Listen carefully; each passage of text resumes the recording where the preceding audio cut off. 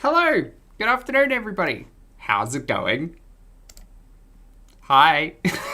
I figured out the camera. We can apply the filter now easily without breaking the studio. Happy days. How's it going? Hi. Nerdy, Lottie, lovely to see you both. Hope everyone's strapped in for a good afternoon of ridiculous voices and nonsense. I may need some help remembering the voices, team. I may. But I will keep my throat as wet as possible. That's not how to say that. That's not how I should say that. Hello Lucy, hello Emmy. How's it going? Shrek's lovely to see you. Hello Kai, how's it going? We're just getting warmed up for some shenanigans and some I was thinking this game might be a little bit more lighthearted than it's turning out to be. The themes in this game are dark, so we've got our work cut out for us to make it a little bit more lighthearted, but that's okay. The sepia. Hey pretty, how's it going? How are you? Phil, it is time for Baby Pulpy. It's time for Baby Pulpy and Sword Daddy.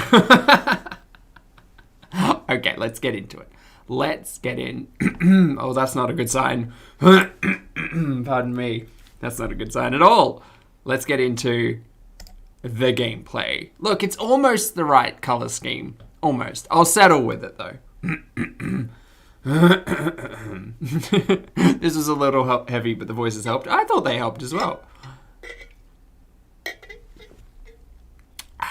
Okay, we're continuing. Let me know about the audio because that's been a point of contention today. We're continuing. We're right at the end of childhood. Oh, did it not save my last year? Did we do this already yesterday? I feel like we did. Yeah, we did do this yesterday, didn't we? We definitely did. Yeah, this is the end of the first chapter, right? Because I Alt F4'd out of it when we got to this next screen.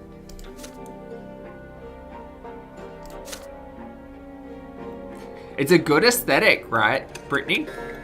I think it's good. I've got to play around with filters more when I do reactions and stuff, just to have fun with it. Goes back to your last card? My last card? Because I Alt F4'd out here, because I wanted to watch this with you guys. I was growing up fast. The school, the streets. That's not my voice. The whole wide world awaited me beyond the gate of my parents' house.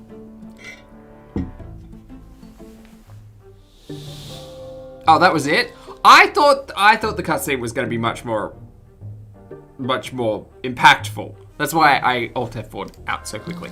We're getting introduced to Adolescence. We're now Adolescent Pulpy. I still like the idea of Baby Pulpy, though. You've lived in this world for 8 years now. As you grow older, life grows more complex. The world of your childhood was limited to your house and family, but now that realm is expanding. It also includes your neighborhood, the nearby houses, the streets of the ancient city of Anazot. I still don't have a good pronunciation for that. A question now looms over you, growing more pressing with each passing year. What will your place be in this vast outside world? Few people in the blessed Archnean Empire trouble themselves with this question. It is not within a man or a woman's power to choose. Their destiny is predetermined by their birth and those who bore them. And yet your particular birth has granted you a choice. Your father is a man of nobility, a worthy example in matters of duty and honor.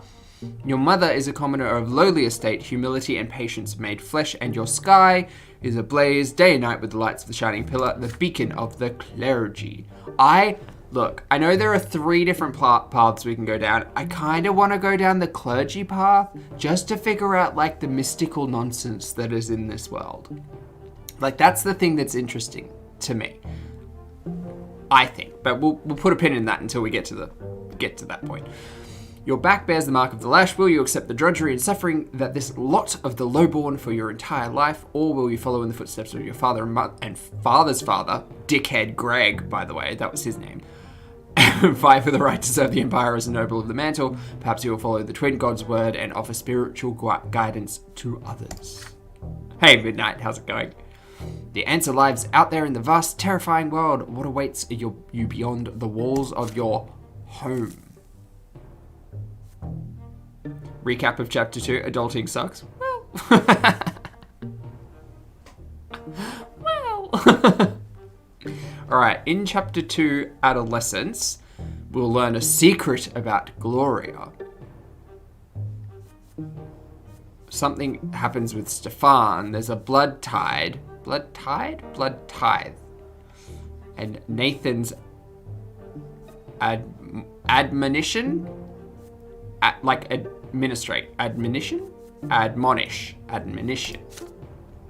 Oh, and other things happen. We don't want spoilers, though. We don't want spoilers just yet. I have 0 nobility, 0 intrigue, and 0 spirituality. I have -5 willpower. I don't know. I assume that my willpower was decreasing because as a child, I got hit a lot. I think that's how that game mechanic's working. So, I don't know how to grow the willpower. And I have died once. I did die as a child because Dickhead Greg is a dickhead.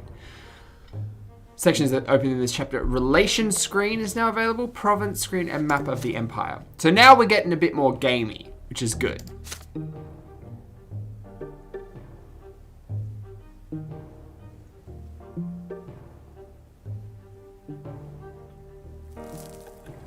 It's the year 1126. My first year of adolescence. Very good. Family expects more and more of you as you grow up. Pardon me. The teachers and tutors hired by your father keep you on your toes all the time. Your life these days is dedicated to studying for your future, for the future of the Brante family.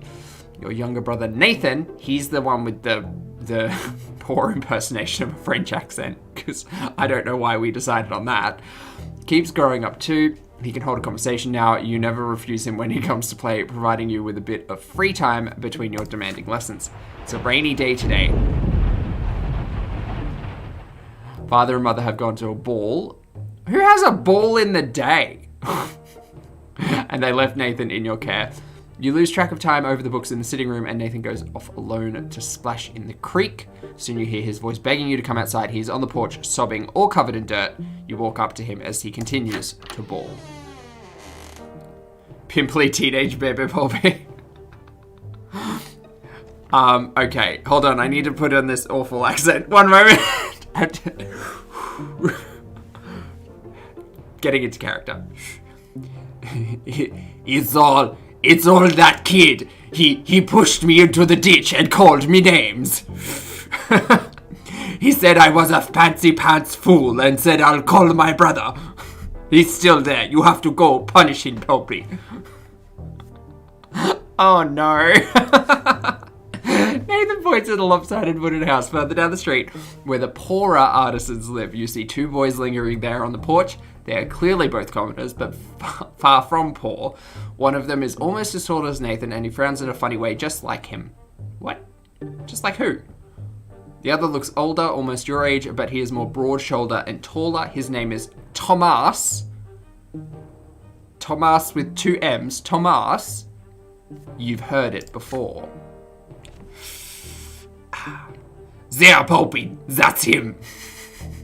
I don't know why I'm going like the dad voice, but we're there. Hi, Deb, how are you?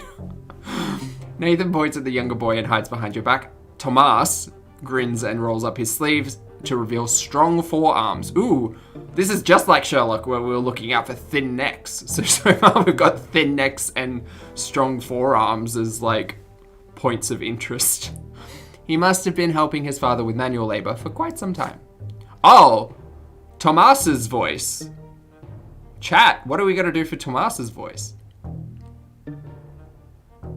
I don't know if he's going to be a reoccurring character, whether or not he's worth... I want to do like a, almost like a, oh, what's that movie called? Christian Bale, baby Christian Bale, Newsies, like a Newsies voice? I don't think I could do that though. I'd like to try.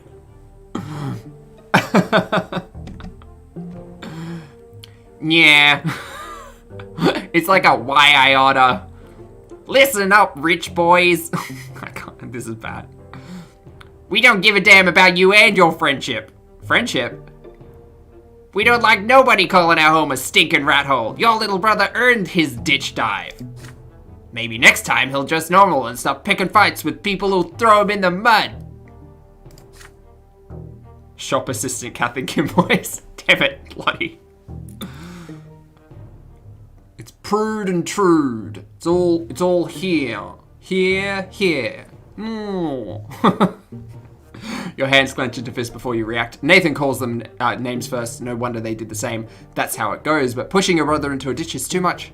Tomas stands tall and confident. He sees no threat in you. You're about to get ready for a fight when you feel a tug on your sleeve. You turn your head to see Nathan, the one who started this whole mess. So we could listen to our brother. Because Nathan is grateful, we could resolve it peacefully, say your brother is to blame, or come at Tomas and give him a beating. I feel like I would be listening to my brother.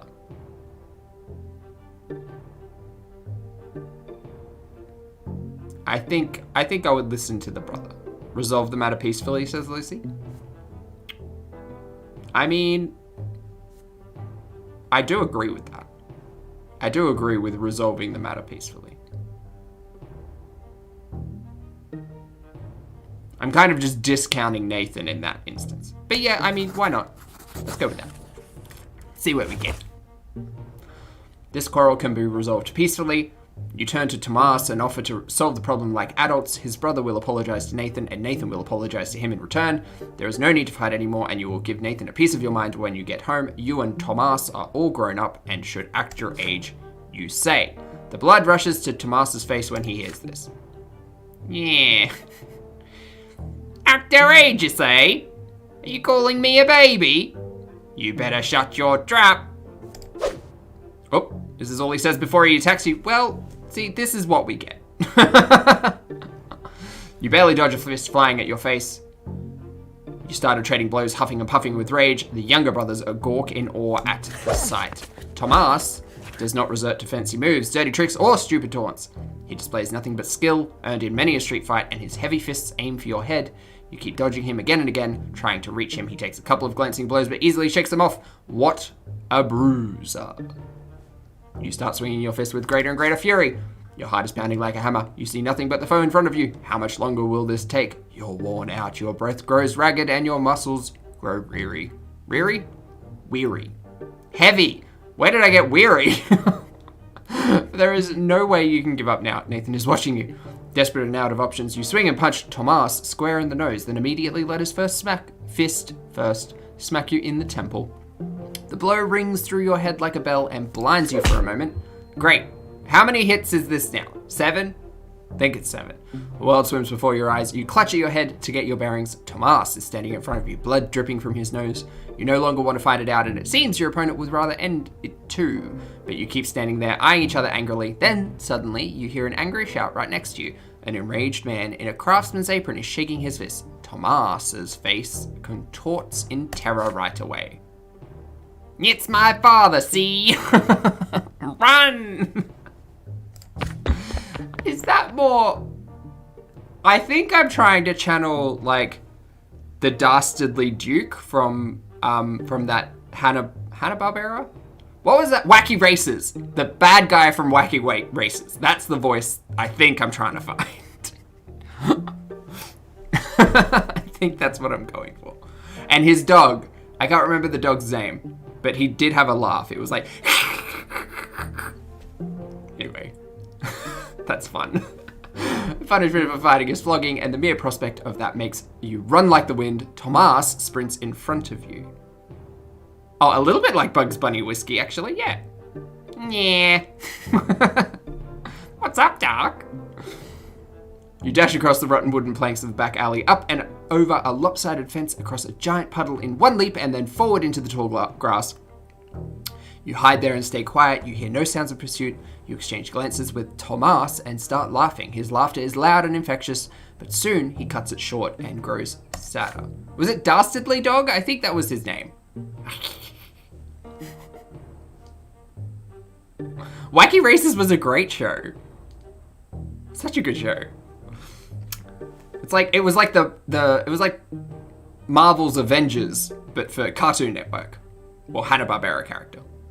I can do an okay, like, Yogi voice.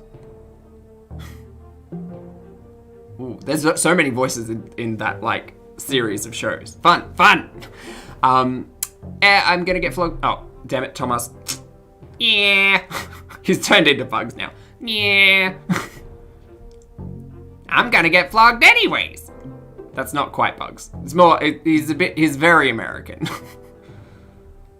My dad's always quick to give me a meeting, and then, he'll start nagging me about the lots and the prayers for days, like he always does. Why do I always get myself mixed up in this? But fighting's the only thing to prove you're worth anything, right? The adults didn't see you fighting. You tell him, so all you have to do now is convince them you weren't. Nosebleeds happen, right? Mother gets nosebleeds all the time. Well, that's, oh God, worlds colliding. Maybe she needs to speak to Chantal. Oh. Well, we could try it. Let's hope our little brothers don't tell on us. I'll talk to mine. There's a scratch on your head. Don't let them see that. Yeah. Good thing I didn't hit you in the face. They're as good as new. You assure him that Nathan will never tell, and in return, you'll make sure he behaves himself so he won't get tossed into a ditch again. With that, you shake your hands with Tomas. His handshake is as strong as you would expect based on his fists and strong forearms. You make your way out of the tall grass. You need to leave before Tomas's father goes to your family and complains about you breaking your lot. You come to a realization on the way back. You have no idea the place where you were hiding even existed, and it wasn't too far from home. Tomas smiles in excitement when he hears this. I should not have done this voice for Tomas.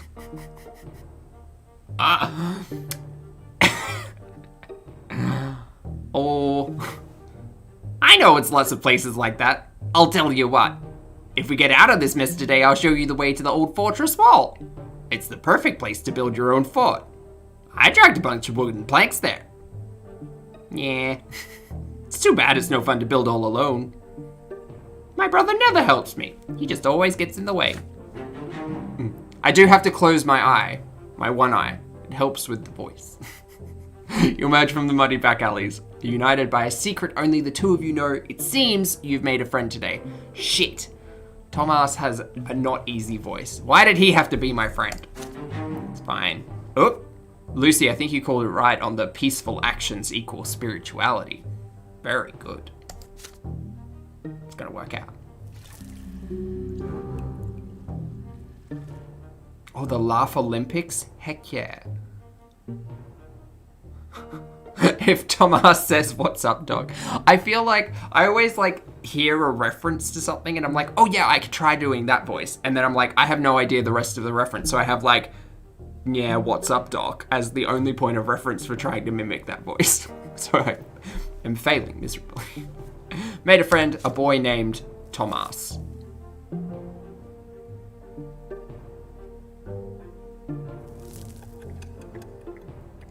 We're getting through Adolescence. I think today we're going to power through Adolescence. That's the plan. Birds. Riders on the road.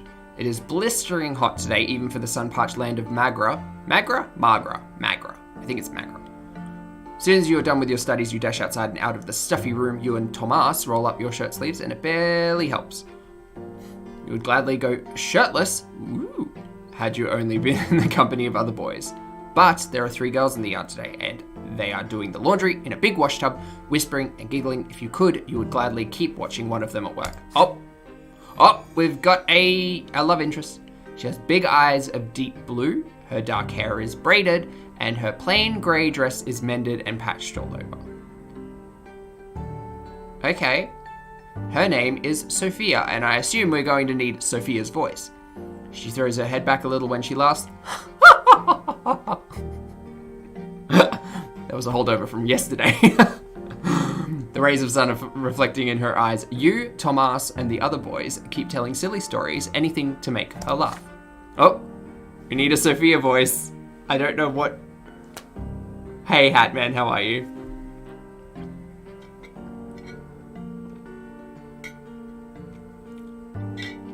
don't know what are we doing for Sofia's voice? Like this? I feel like the love interest should not sound like this. Oh no, that should have been the best friend.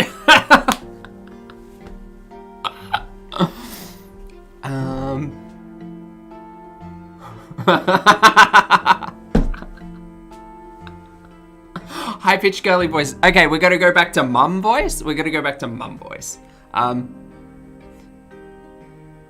You sure love telling tall tales, Pulpy. Oh, I remember this one. It's good. Love interest Kermit the Frog.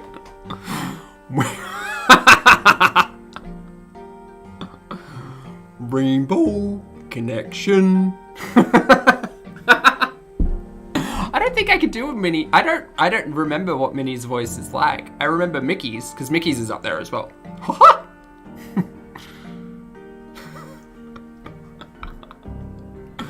I would try to do Miss Piggy's voice, but I don't think I can. It's too hard. No, it doesn't go low, it goes high. Me? Oh, Curry! I can't get high enough. Kirby! What's the song that they sing on Treasure Island? Not Piggy's song, but the one that Kermit and Miss Piggy sing. What is it? Something about being here. Oh god, I need the Swedish Chef. I'm not doing Swedish Chef. What is the Miss Piggy and Kermit song from Treasure Island? That'll help me find her voice. It's Love Letters Here. It is Love Letters Here. Love led us here. Lyrics. It'll help me. It will help. Because I now want Sophia's voice to be Miss Piggy.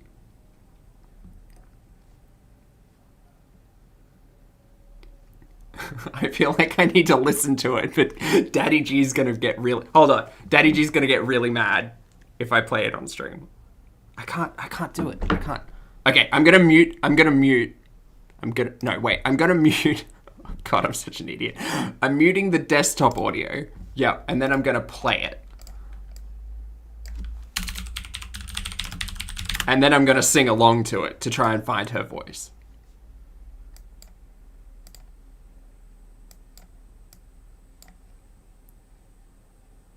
She's got a deeper voice when she talks, though. You know, I'm beginning to see a pattern in the men I date. No, it's not that high. Higher. Gooby! Yes! We have each other!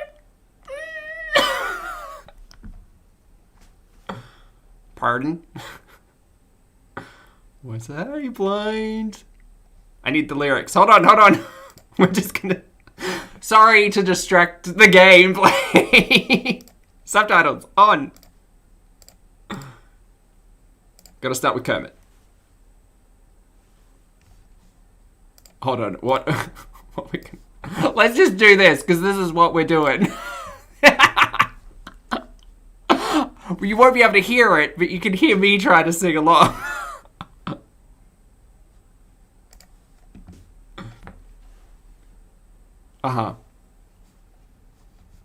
Dumb. Or was I blind? Or did my heart just lose its mind?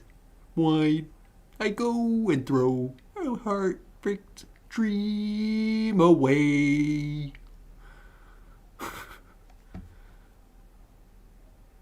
I don't have the lyrics now! Hold on. Hold on. Lyrics. Don't cry for me, Benjamin. No, that's too low. No, can't find it.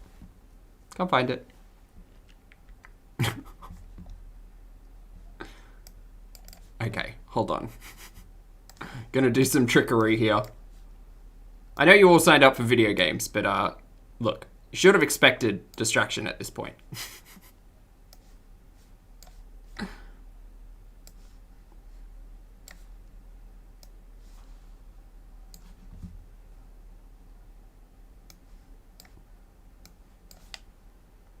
It's really just the chorus that I want. Okay, play.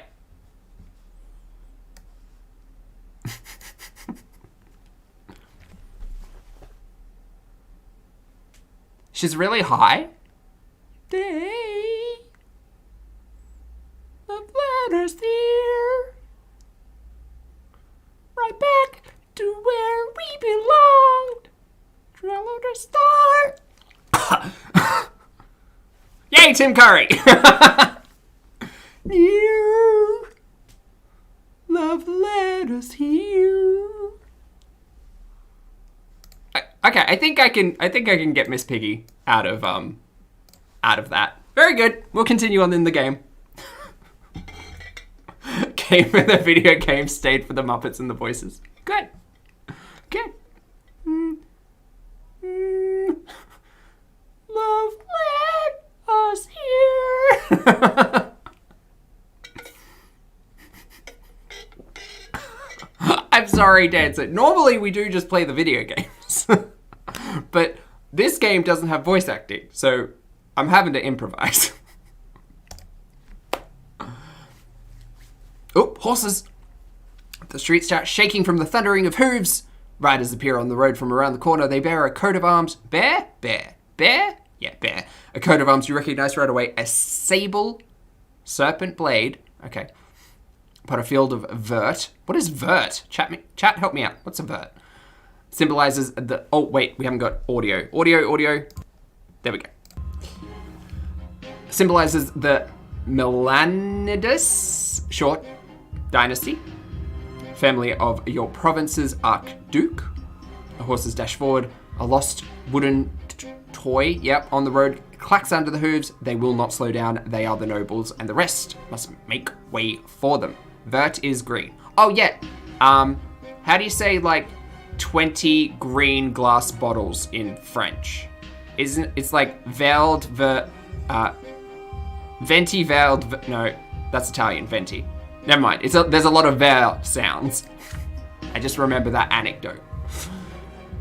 Sofia is on the way, just now starting to get back on her feet. Her mother is crying for her desperately from behind the fence door. You freeze in terror. The riders surely see the girl. Are they going to stop, or are they going to trample her? It's only only a few moments. Read, Zach. Beautiful girl will be toppled, trampled, and crushed. Well, apparently I can't shield Sofia from the horses because my willpower isn't high enough. So I only really have the... Why did the game even give me the option? I had to stay where I am. Sorry, Sofia. I hope after finding the voice for you, you don't end up not being in the story. You stand frozen by the roadside, unable to look away as the cloud of dust covers the entire street. You feel as if a massive, maddening beast whipped into a merciless frenzy has just passed you by. You hear no screams, no cracking bones, nothing but the deafening din of the hooves. Uh-oh. Once the horses are gone and the dust settles, you can finally see the road again and the repulsive blob of blood, flesh, and bone left on it.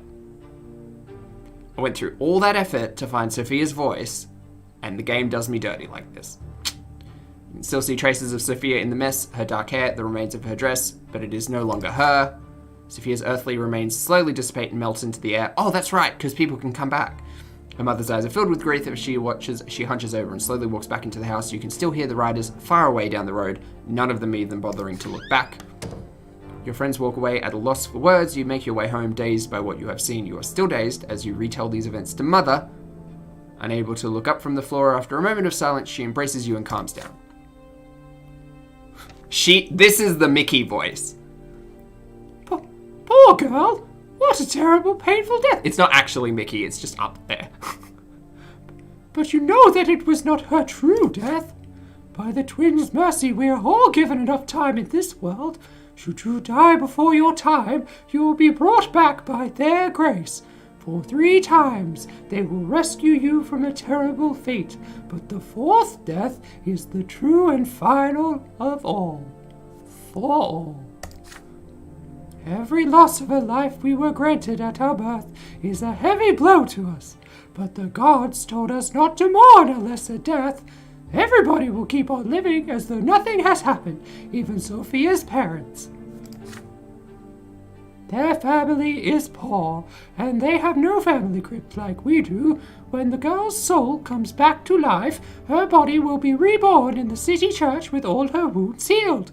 Do not mourn her, my son, but thank the twin gods for their justice. You see Sofia by her house a few days later, and she looks completely fine, without so much as a scratch. The other children tell you that her parents now forbid her to leave the yard after dying such an early first death. I mean, I got it first. I got it before this event, so that's how good I am at video games. You call out Sofia's name, she looks at you briefly, then walks back inside. Sofia never talks to you again. Well, shit. It was an adolescent crush, and my hopes were crushed. Wow.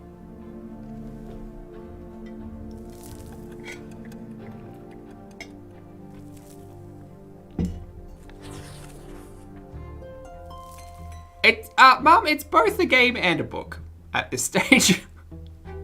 Also lovely to see you. Sofia disappeared after the terrible incident with the horses. Her friends gossip that her parents sent her off to serve a rich noble dynasty. You haven't seen each other since that day, but you still remember Sofia's eyes, the sunlight shining in them. But no matter what your life goes on, you are 10 years old now. Your studies continue and you are learning more about the land that you live in. Anazot is an ancient city in an imperial province by the name of Magra. All soil in Magra has turned to ash eons ago, scorched by magic during the rebellion of Duke Char, I get it. Melanidas? Okay. Magical arts are all but gone now, but the scorched earth has remained barren and infertile ever since. Since then, the entire province has lain barren, tormented by cold and scorching winds. Wait, cold and scorching winds? That seems a little bit of a contradiction. In equal measure, okay, less of a contradiction. Keep reading, Zach. The few precious plants taking root on their own, all fertile land in Magra is brought elsewhere and brought here, words, by an endless caravan of carts and carriages. To pay for food and soil, the cities of Magra became skilled in many trades. Oof. Primarily mining and digging for metals and stone. Last fall, there was an explosion just outside of the city, followed by clouds of thick smoke. The first such incident frightened the citizens, but then explosions and smoke became an everyday occurrence. Soon, everyone grew used to it. Father explains that the miners are using a new invention called gunpowder. It makes it easier for them to reach the precious stones and metal buried deep within the earth. Then one day, a thunderous explosion rocks the city, and black billowing smoke covers the houses. People are stuck in their homes. All windows tightly shut, the air is impossible to breathe. Nathan coughs all the time. Oh. Gloria and you cough only when nobody is watching. If Mother hears it, she'll make you inhale those hot herbal vapors just like Nathan. It takes 2 days for the black smoke to disappear. People pour out onto the streets to meet their friends. Tomas is eager to share everything he knows about the incident with you. Damn it, Tomas's voice. Yeah. They took lots of burnt-up people to the city temple, see? Mom told me. She was helping the healers. Many rumors, some claim it was the work of beasts stirred from the slumber, while others say it was the surviving witches that continued to threaten the order to the Empire with their accursed powers. But as for you, you patiently wait for Father to come back home, and then you'll ask him about it. Father spends day and night working at the prefecture, while Mother spends all time in prayer. It takes a full week for Father to finally come home, and he's almost completely spent. You muster enough courage during dinner to ask him what happened outside the city. Father raises his head, his face a bleak, weary mask, and starts muttering his proclamation. It's almost as if he doesn't see you. Pardon me. Ooh, excuse me. Takes a full week for Father to finally come home. Nope, we've already read that. Robert was like deep growly. Yeah, Batman. I am Batman. It's the mines outside of the city. They were trying to get to a vein of ore. There was an explosion. He's getting older. The mine caved in and the black smoke started flowing. Many workers died there. It was all because Count Velasco, who owns the mine, wanted them to start mining that vein before they were ready. Some of the workers weren't even reborn. Perhaps the twins thought their final time had come. The prefecture has been inundated with complaints from the families that have lost their breadwinners, asking the judges for help. Many people also lost their cattle to the black smoke. Count Alvesco blames gunpowder for the disaster. The prefecture and the newspapers just repeat whatever he says, but it's plain old greed and tyranny of noblemen that are to blame. Why the welfare of our province is always paid for with commoners' lives. Then, without warning, he grows silent again. You keep thinking about it for days. Can a human life really end so easily? A single moment of bad luck and you die, and only to re-emerge from the temple or the family crypt with a new black mark on your arm. Or worse, you remain where you fell, dead, never to be born again, ever. Okay. Cool. We got a little bit of welfare up, order down. I'm assuming this has to do with like the environmental stuff that's going on. That would make sense.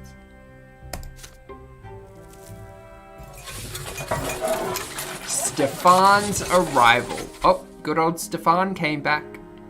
During lunch, Father tells you to stay home in the evening and prepare to meet some important guests. Your elder brother Stefan will return home by dinner tonight.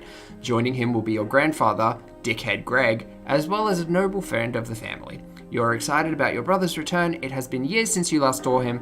How has he changed during his years away from home? You and Father await the guests anxiously. The doorbell rings. Oh, they have doorbells here? 3 people are standing outside. Dickhead is the first to come in naturally. He has not changed a bit since the last visit. Still eyeing the house with contempt, looking for any reason to demonize it. Was that the word? Dickhead is followed by a stately young man dressed in a jacket embroidered in silver, whom you barely recognize as your brother. Nice jacket, brother. Stefan casts a glance at your threadbare clothes and dirty fingernails and smirks. The last to enter the house is a personable gentleman with a worn-out, wrinkled face. You've heard a lot about this man from Father and Dickhead. He is Baron Augustine L. Bourne, Stefan's uncle, a family friend and the province's prefect, which means that he is the head of the head judge and thus Father's superior. Sir L. Bourne, okay, smiles lightly and offers you his hand. Oh, we need another voice.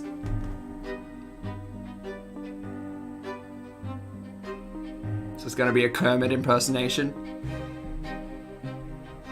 I don't think I can pull off full Kermit though. Ah!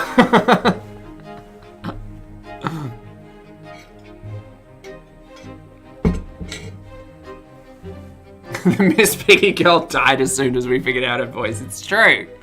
It's true. Spanish? I have no point of reference for a Spanish accent at all, Deb. I feel like it would be like my French attempt, where it just becomes an amalgamation of awful. Elmer Fudd. I knew you were gonna say that, Lottie. I don't think I can do an Elmer Fudd. I don't know what Elmer's. He does his R's as W's, right? It's like what. I need to listen to a clip. I can't do I can't do the duck voices, guys. Those are hard. Actually, I think Daffy's easier than Donald because he has the sound for his S's.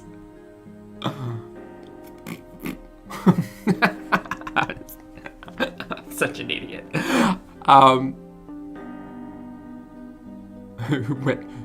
Yeah, but I don't know what his wascally wabbit sound is. Hold on. I'll put it on mute so Daddy G doesn't get upset.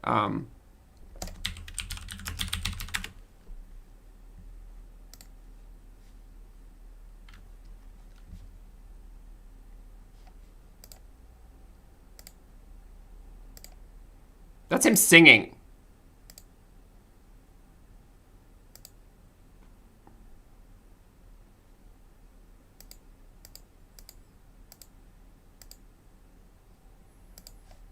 Afraid. He kind of like that.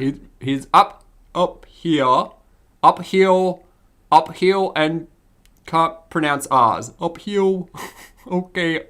August. Oh God, it's just awful. Be very, very quiet. This is Scooby-Doo. Scooby-Doo is an easy one. I like Scooby-Doo. Ruh-roh. No. Ruh-roh. But he doesn't actually talk.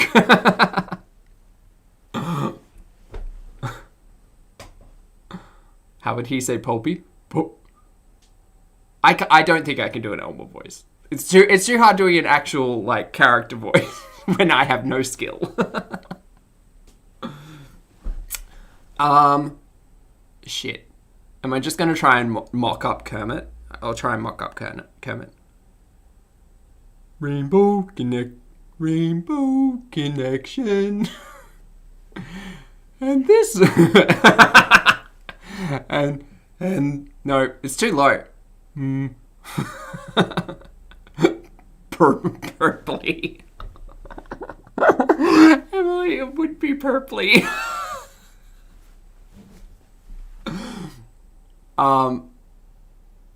Okay. Okay, I'm so bad at this. And this must be your younger son, Pulpy. Yes, his voice is going to be all over the shop. Rainbow. You have your father's eyes, young man. It's easier if I could do a sing-song voice. We'll move on. We'll find the voice. It's okay. God, that show is awful. Father bows slightly to grandfather. Sorry, dickhead Greg. And Sir Elborn.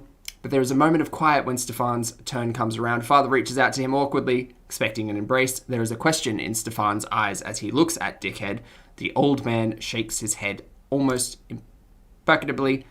Stefan's voice was Australian, right? Oh, yeah. We noblemen ought to put our emotions on... Put our emotions, not demotions, emotions on public display, Father. Not even after a lengthy separation. There is no embrace. Instead, Stefan nods to Father curtly. He responds in kind, his face devoid of emotion. After the greeting, you proceed to the sitting room. Elborn is the first to enter. He kisses Mother's hand, and my music is off. Oh, no. Kisses Mother's hand, does a thing. Great. Ochre to pirate. I'm trying. I'm trying. Yeah. Yarg. Greetings, I can't. I slip into pirate so easily. Oh yeah. Greetings, Lydia Brant. I remember you were kind to me when I was but a child. You must be Nathan. You could barely walk when I saw you last. Space needs to... Oh, it does. Okay, I can use the keyboard. Right. Your elder brother ignores Gloria completely, not even a greeting. You proceed to the dining room in a dignified manner and take your seats. The dishes smell delicious, but they merely punctuate the overwhelming tension at the table. Oop, family dinner. Elborn is the only one with a friendly smile on his face. Oh, shit. Augustine was Kermit, right? The attempted Kermit. Rainbow. Maybe he needs to talk in sing-song.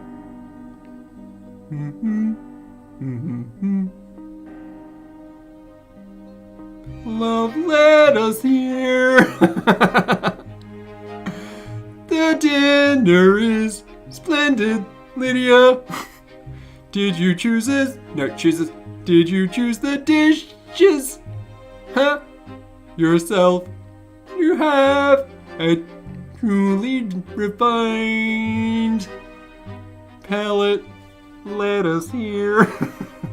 It warms my heart to know Stefan spent his early years with you. Womanly care always does a child good, no matter the estate. He's getting a bit twangy there. Your fork freezes in the air halfway through your mouth. You expect many things from a noble of the sword, but wards, words, a phrase for a lowborn woman are not one of them. You cast a glance at Dickhead. He looks like he is about to choke on those words. Gregor was Stewie. Victory is mine. No, victory is mine.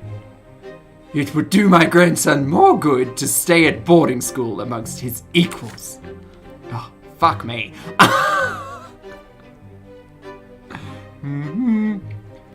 Please, Gregor. Gregor? He's here. Here. Parenting is no less important. Nothing can replace a mother's love. I cannot deny it. Where's that? It saddens me greatly that my late sister could not be there to raise Stefan. But there is still a family for him. And he was surrounded by love. How could that be bad? It's close. It's getting there. I'm working on it.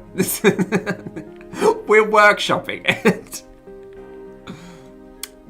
Rainbow. And besides, his father was by his side all the while. A father's example is always the best, after all. Robert earned the judge's ranks. This is not working. The same way you did. Your grandson will surely follow in your footsteps, and who knows, Rainbow, perhaps even the youngest men of the Brante family will continue to the, you clumsy lowbrow cretin. Everybody startled by the sudden outburst. Dickhead's face turns red. He is glaring at a young lady servant holding a pitcher over a glass. Stefan is sitting right next to her, dabbing a napkin on a fresh stain on his jacket. Be gone this instant, Lois. The Yoda Kermit crossover. No, because Yoda's up. He's...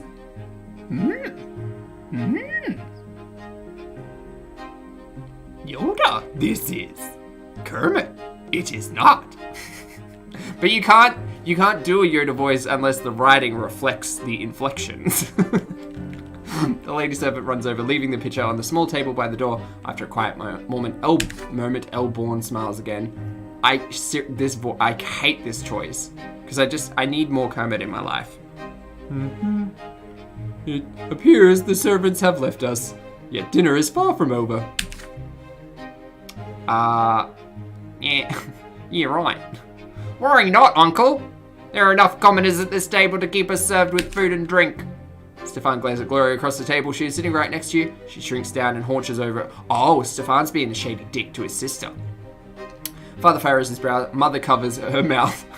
I'm just now imagining the scene where I sit down at a dinner table and then all of these characters are dressed differently but have my face. Because that's what we're doing here. Mother covers her mouth with trembling hands. Dickhead sneezes. Stefan's gaze does not move. The silence lasts far too long. Then she starts to rise from her chair. Gloria was like soft British, right? It was like Wendy from Peter Pan. If the Brante gentleman so wish it.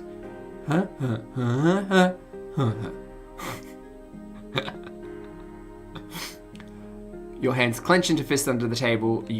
How can he bring himself to humiliate his own family, his own mother and sister like this? It is all Dickhead's doing.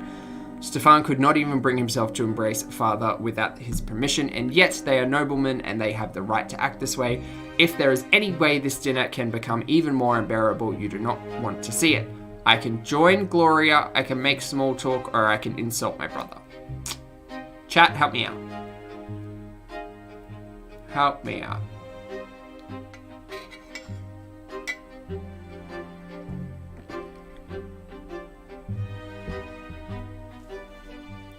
I think I probably don't want to do that. Oh, maybe I do want to. No, let's make small talk. Small talk seems like the kind of thing I would be doing here. It's not that I don't like my sister. It's just that I recognize the fact that I keep getting hit every time I try to like. Well, if I join Gloria, that's me recognizing to my family that I'm like lotless. Which, although I am, I'm trying to, like, not do that so much. Let's make some small talk. Let's ignore the problem. Let's just sweep it under the rug. It's fine. Moving stiffly, not swiftly. Gloria takes the wine pitcher and starts refilling the glasses. You turn away from your sister, eager to distract yourself from her presence somehow. So you ask Sir Elborn how you may contribute to the family legacy. He turns to you, clearly relieved. Alright, guys, we're turning him from Kermit into pirate. Jar! I feel like a pirate is easier. Tim Curry, yar!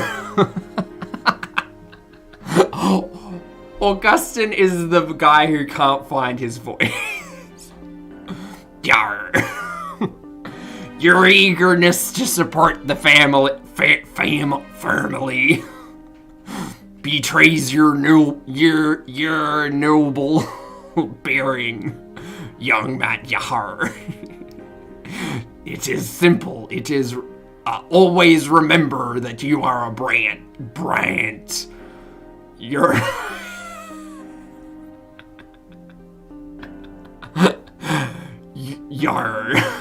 your family. Why is he Southern? Family has a path of its own, Yar. You must follow in the footsteps of your father and your grandfather. And learn the judge's trade, Yar. Tim Curry Pirate is a lot more flamboyant, though. You keep asking questions about the life and duty of a nobleman, trying not to look as Gloria continues to serve the table. So Elborn is eager to explain a nobleman must always live with honor in mind, but the imperial law stands higher. There are 3 lots and 3 estates. Naturally, they can never be equal, yet the law must govern those who live within each estate. You have a hard time understanding some of the things the prefect of Magra says, but his intellect, is stunning.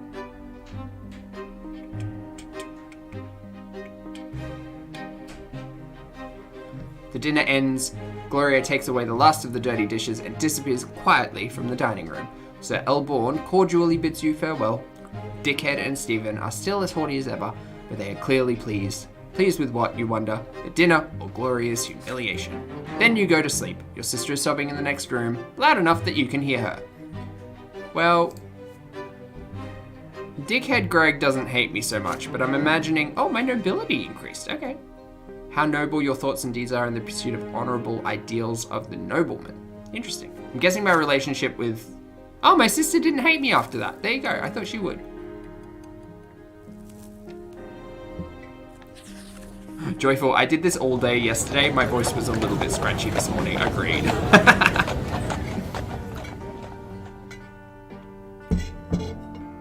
Yeah, the next character we need a voice for, I think I'm just going to do Tim Curry from Rocky Horror.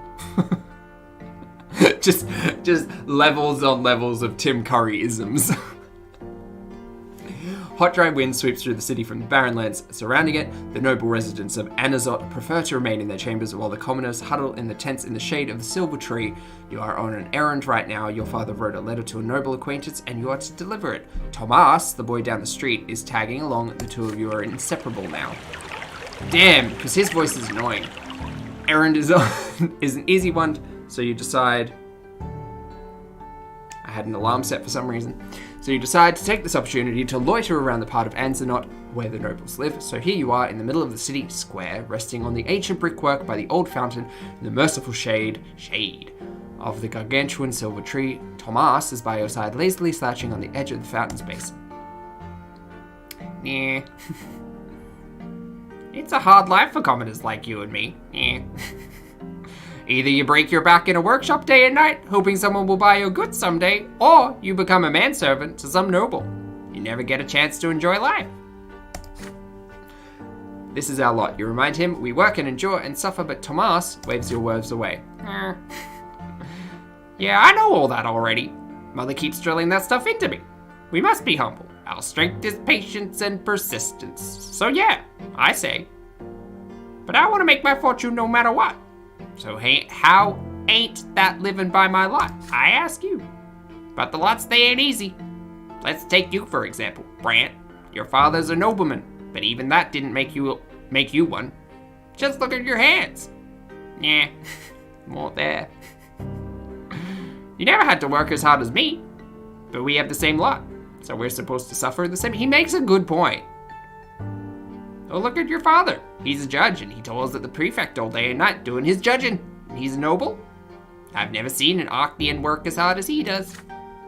You shrug. The Archneans are a different race. The books say they were born to rule over humans. I read that as hummus. I'm a little bit hungry. They are never commoners, always nobles of the sword, sword. That mispronunciation just jumped out. By birth, they founded the empire after subduing all the human kingdoms on the continent. Humans will never be their equals. Archneans are always better, smarter, stronger, and their skin is a noble shade of blue. If the books are to be believed, of course, you have never seen one yourself. Do they exist even? Who knows? We'll find out.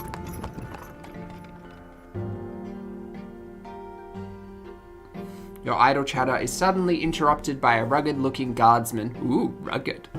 Dressed in a black and green, he chases you away from the fountain, common rabble like you have no place here. You hear the clattering of hooves, and wheels against the cobblestone and see flags bearing a coat of arms, a sable serpent on a field of vert green. Makes you squirm. It is the Archduke's coat of arms, the Melanidas dynasty. The carriage doors open and reveal a young lady in a luxurious dress. You cannot look away from her. Those dainty shoulders, suggested, but not revealed by the cut of her dress. This is a fabulous dress. Her black hair cascading over them, her stately slim silhouette, her pouty lips and prim nose. Those eyes are dark like the night sky. The way she moves fluidly, gracefully, and most incredibly of all, her skin glows an azure blue. Oh, we found one. That was easy. She's a masterpiece given life. She is an Archnean. Clear the way for me. That's her voice. Ha ha ha ha ha ha. The Melanidas guardsmen work quickly to clear the way to the mountain, to the fountain for the Archnean lady. The searing sun dances on her skin in bizarre patterns. With one elegant motion, she reveals a handkerchief, shows she's a magician, then leans over the basin and wipes her head and neck in its cool water. Yeah. Well, I'll be. That's Octavia Melanidas, our Archduke's own daughter.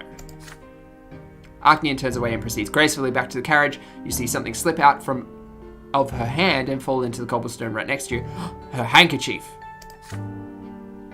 Right there by your feet, intricate craftsman, expensive woven fabric, delicately decorated with emerald filigree. Your heart skips a beat. Will you dare draw the beautiful Archnean's attention in order to return her lost possession, or would you rather not tempt to cross the chasm between you and her? Apparently, I can't do that because I have no willpower. I don't understand where all my willpower went and why I don't have more of it. I could stash the trophy, or I could keep the handkerchief as a memento. Well, I don't necessarily want to sell it. I would keep it. Octavia?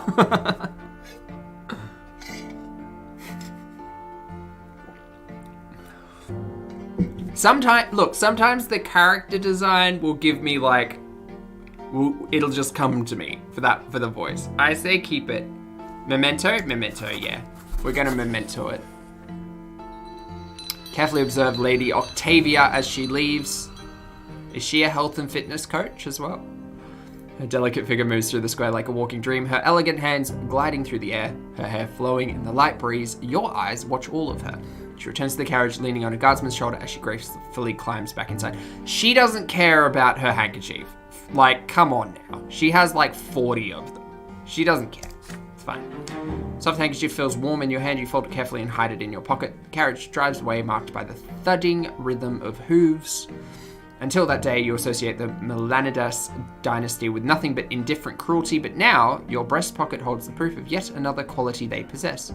Beauty. Oh, I got some willpower back. Thank God. If I had that a little while ago, I could have saved Sofia. Oops. Hey Haz, how's it going? Year 1130. The Quorum Decree. 12 years old now. I'm only 12? Still baby Pulpy. You overhear an important conversation. It is a spring night and Mother has just sent everyone to bed. You walk past Father's study and hear voices coming from beyond the door. Grandfather, pardon me, is yelling and Dickhead is yelling and Father is replying quietly. The elder Brante men are fighting, arguing about the place of the commoners in the city. You sneak outside to avoid Mother's attention and hide next to an open window of the study. Perhaps they'll mention you as well. Victory's mine. Victory's... No, he's more up here. He's more up here. That low-life idiot had the gall to pay me a visit and beg me for some service. He had the insolence to ask me outright. He thought I was going to support his claim for the chairman's seat in the lesser quorum. How dare he? Lois.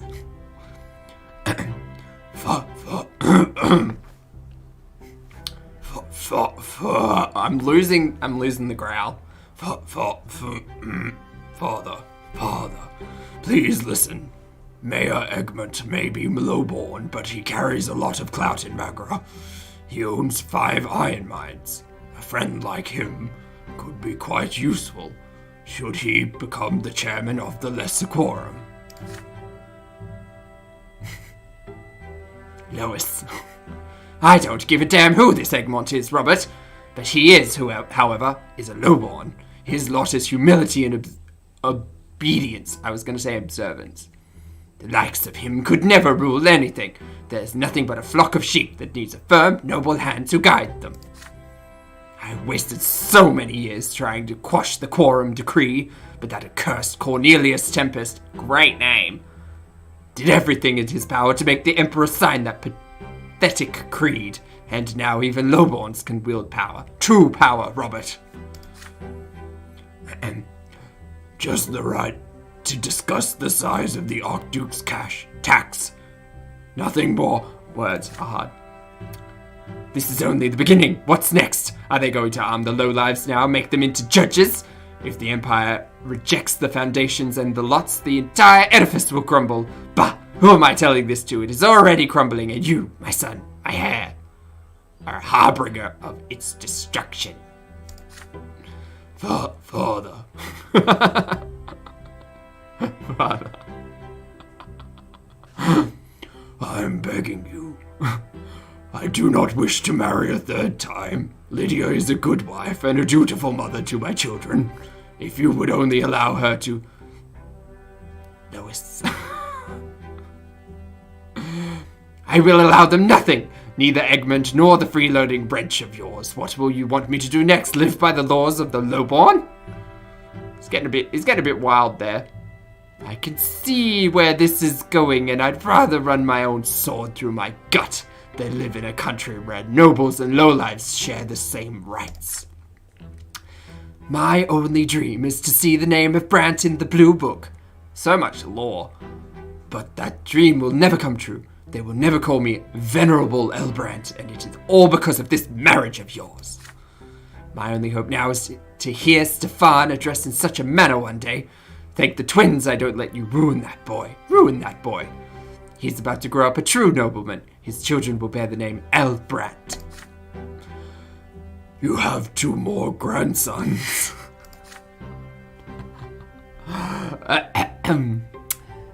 Those spineless milksops from the common lot. They're incapable of anything. The best your middle son could do is sneak into the Imperial College and get ennobled by the mantle. Although I have grave doubts about even that. And as for the downtrodden Nathan, I hold out no hope for him whatsoever. You hear the dickhead's heavy footsteps, the thudding of his cane, and the slamming of the door. It's time to sneak back home before you're discovered. Hey, I got some power. It's still -3. I don't know why, but I did. Ooh, school begins. All right, we're going to class.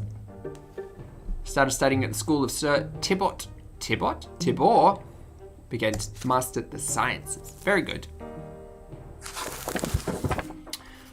Finally, the day comes when the teachers stop coming to the house. Oh, we were being taught at home. We're not going to school. We were being schooled.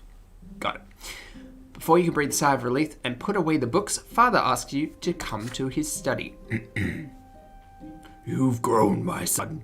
It's time for you to continue your education away from home. I've chosen a deserving school for you, Sir Tibor's School for the children of noblemen and well-off commoners. Naturally, it's not a boarding school for nobles, so you will study there during the day and come home in the evening. Share the news with your best friend Tomas. I feel like this game is trying me. Yeah. Sir Tibor's School, eh? Yeah, I gotta ask my parents to send me there too, as soon as they get the coin together. Father says his workshop has toiled day and night for years to save up for my education. Extra. Read all about it.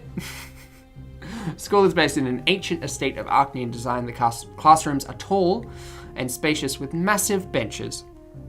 The sounds of scraping quills and lectures on history and imperial law, design, and theology echo under the vaulted ceiling. The rules are strict, the lessons tiring. Restless Tomas keeps getting distracted, and several times he gets his hand slapped with a stick for it. Every teacher demands flawless mastery of their subject. Every day, Father asks you about your studies. You have already told him twice how Magra joined the Empire and how the nobles' court of honor is different from the commoners' civil court in the city prefecture. But Father keeps pressuring you to work even harder. When it's time to go to bed, Mother will not let you go to sleep until you recite a newly learned prayer for her. And when it is time to go to school, you'll promise her every day that you will behave with great humility and steer clear of insolent behavior of any kind, for you still live by the commoner's lot, and that lot is hard work and suffering. First month in school draws to a close, and the teachers announce that there will be an exam at the end of the month to determine the best and the worst students in each subject. Father insists that you devote all your spare time to studying law and history if you wish to follow in his footsteps. But when you speak to Mother every day, you start considering theology. You still remember the revelations and divine visions that came to you in your earlier years, particularly when dickhead Greg killed me.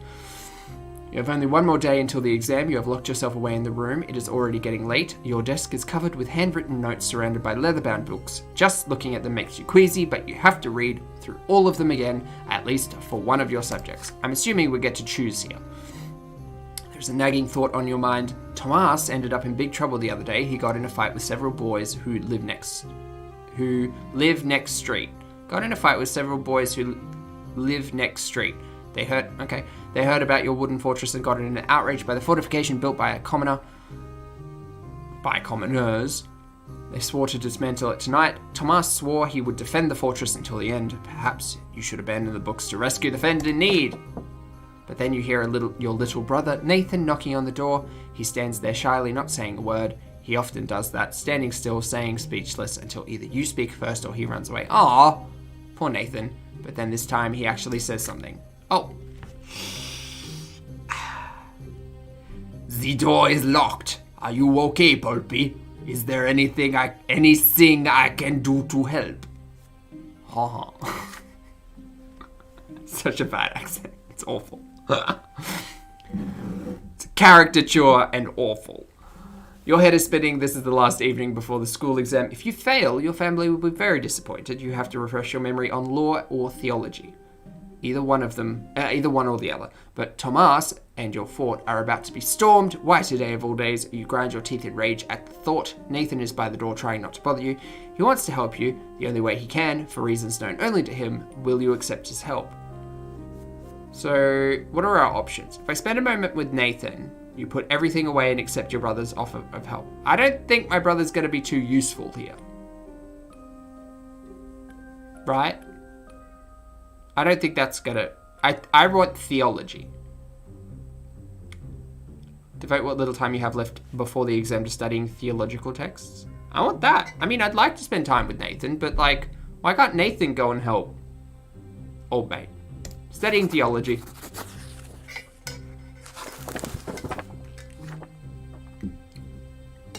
Push Nathan out of the room. Sorry.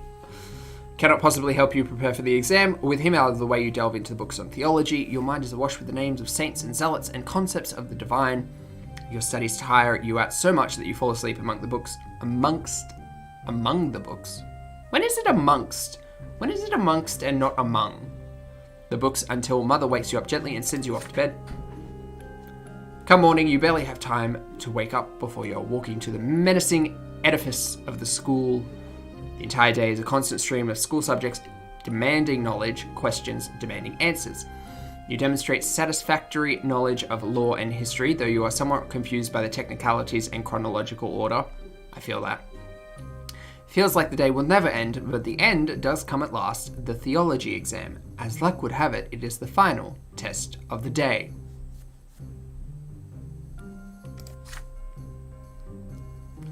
The teacher, a priest, starts asking you questions, surprising even yourself. You provide coherent answers for all of them. You quote eminent theologians, I think, on why and how the lot of the clergy is to provide spiritual guidance to the other estates. When the questions require examples, you quote prayers and lives of saints, and you have read with mother. You earn the highest grade in this exam. Heck yeah! Back home, you are overjoyed to tell mother how you aced the theology exam. She pats you on the head gently and says you should tell father how you did in history and law. Oops. Yay, mum likes me again. I'm a searcher. Very good.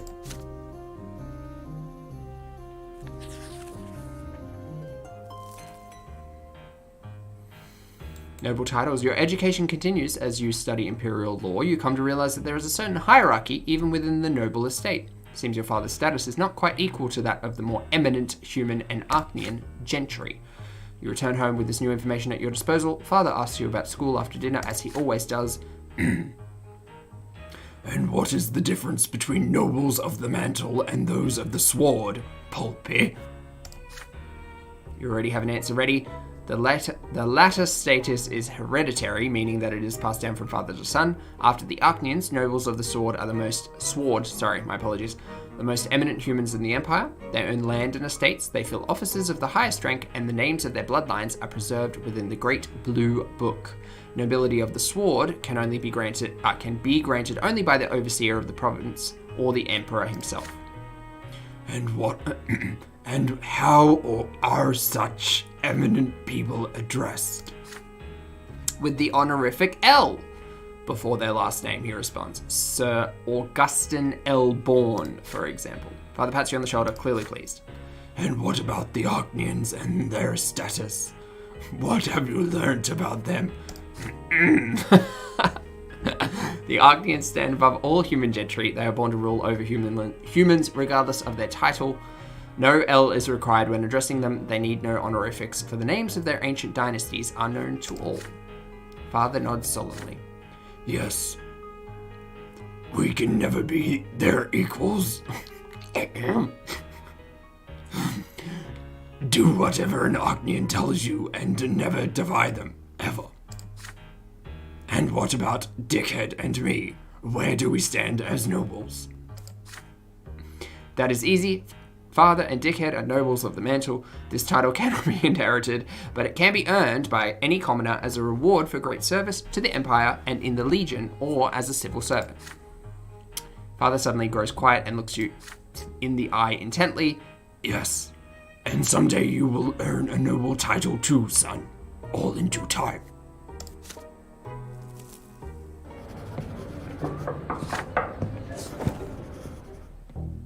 Sons of Nobility.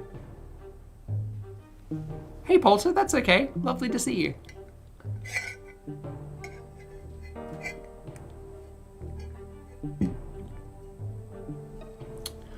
Sir Tibor's School for Magnificent Children teaches children of all stripes. Nobles of the mantle and low-born parents can send their sons here. And every passing day, the children of noblemen invent new ways to snub and bully the commoners. Oh great, I'm going to get in a fight again. Most of the time, the bully leads them to Deirdrick, the son of the secretary for the Imperial Chancellery. Come on, Zach. It's an easy word to pronounce. Chancellery. and self-important slob. The sons of noblemen never pick on you, however. They know that your father has been ennobled by the mantle.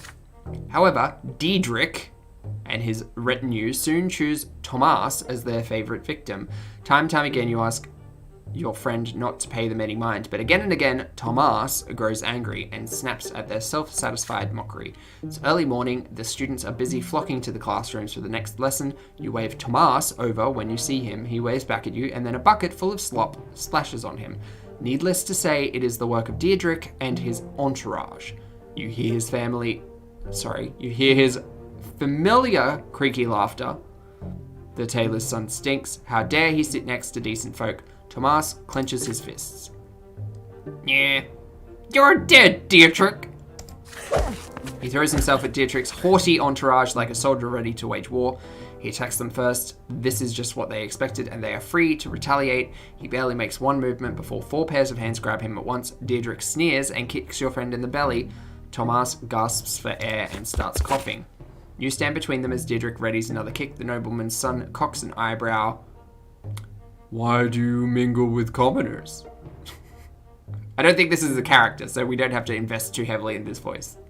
Your father is a noble of the mantle. You ought to be friends with your own kind, your equals, not the dirt beneath your feet. Behind him, 4 boys hold Thomas down as he struggles furiously. The other students are watching you, frozen in fear. Diedrich haughtily extends a hand to you. He clearly expects you to shake it. What will you do? Ooh! Hey, Dean. What are we going to do? Team. Do we challenge Diedrich to a fight? Do we turn him over to the teachers? Do we admonish the nobleman's son? Children of parents who have been ennobled by the mantle still bear the commonest lot. Or do we shake Dietrich's hand? I mean, if we don't want to be friends with Thomas anymore, I feel like we could shake Dietrich's hand. Upgrade friends. Lizzie. Upgrade friends. I mean, Thomas has been doing nothing. I feel like we do need to hang with a better crowd now. Sorry, Thomas. And I think I prefer Diedrich's name. There's definitely that. Thomas's dead weight. Bye, Thomas. Diedrich, Thomas, and the entire school see you shake hands. There is truth in what he said. You are both children of nobles. Being friends with your peers is good for the family and your father's standing. The secretary's son's hand is cold and moist. Thomas winces when he sees you shake the boy's hand. A satisfied smile appears on Diedrich's face now that he has finally gotten what he wants. He signals to his friends to let Thomas go. See, Thomas didn't get hurt anymore. It's fine. Thomas gets back on his feet, looks you straight in the eye, shakes his head in disappointment. Well, yeah. I didn't ask you about that, Pulpy. Why you? Thomas avoids you for the rest of the day. When the lessons end, he quickly packs up and leaves without you. You spend the evening with Diedrich and his retinue. As it turns out, the children of noblemen aren't so bad when you get to know them. They're simply afraid of their status and eager to avoid being mixed up with the low-born boys. Not Diedrich himself, however. His stupidity and bravado are astonishing. Oh, good! One of these characters. Clearly became their leader through sheer audacity and overconfidence. However, you always remember exactly why you need his friendship. Several days pass, and then Diedrich invites you to his family's home. You inform father of the invitation. You have made friends with the City Hall's secretary, son. This may bode well for our family. Well done.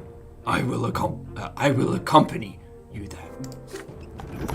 Both of you travel to the City Hall district when the time comes. The secretary's house is larger and more luxuriously decorated than your family's. There's even a garden in front of it, planted in imported soil. Diedrich pompously introduces you to his father, a balding, aloof-looking nobleman. The 2 fathers sip wine until the sun goes down, discussing Anziot affairs such as the quorum decree, the lesser quorums, the policies of Archduke Melanidas, and the new agenda set by Prefect Elborn. Father doesn't forget to mention that he is related to the prefect. The 2 fathers part on good terms. They agree to invite each other to dinners and aid each other in work-related matters. You take the carriage back home. Father tussles your hair tipsily. This is a very good connection for our family. I'll let your grandfather know you helped me set it up. You did very well, Pulpy. Sir Gregor will certainly appreciate it. He's still dickhead Greg, in my mind. In turn, you share a thought that has been weighing heavily on you. In order to make this acquaintance, you had to ignore your best friend, Tomas, for the better part of a week. What should you do now? Maybe you should apologize to him first. If you are truly good friends, your friendship will survive this trial. I want to upgrade, though. The next day, you catch up to Tomas after school. Naturally, he would rather hurry ahead instead of talking to you. You have to keep up with him while talking, which is quite difficult. There's no reason to be angry anymore. You plead with Tomas. Those noblemen's sons have settled down. They'll never bully him again. You tell him how your father turned his fleeting acquaintance into useful connection. You reassure Tomas, sorry, mispronunciation of the names, that he will always be your friend, not Diedrich. He's nasty and stupid and only wants the other boys to praise him. Tomas stops when he hears you say that. He turns to you, the familiar smile beaming on his face once again. Damn it. Yeah. Now that's interesting, Brant. So you've learned his weak spots, huh? Keep talking, and I'll see if I should forgive you. Yeah. You tell Tomas all about the week you spent with Diedrich. Soon the two of you are making up new names for the bullies based on what you have learned, laughing together again. His resentment soon disappears and he stops avoiding you. This has left a mark on your relationship, but remain friends. Cool. That's fine. Dad likes me. I don't like, as long as Dad's okay with me, that's what's important here.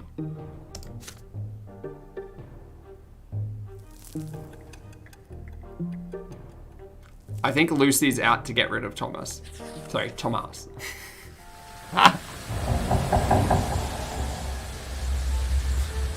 The Silver Tree. Your theology teacher tells you more about Anizot. These words are hard.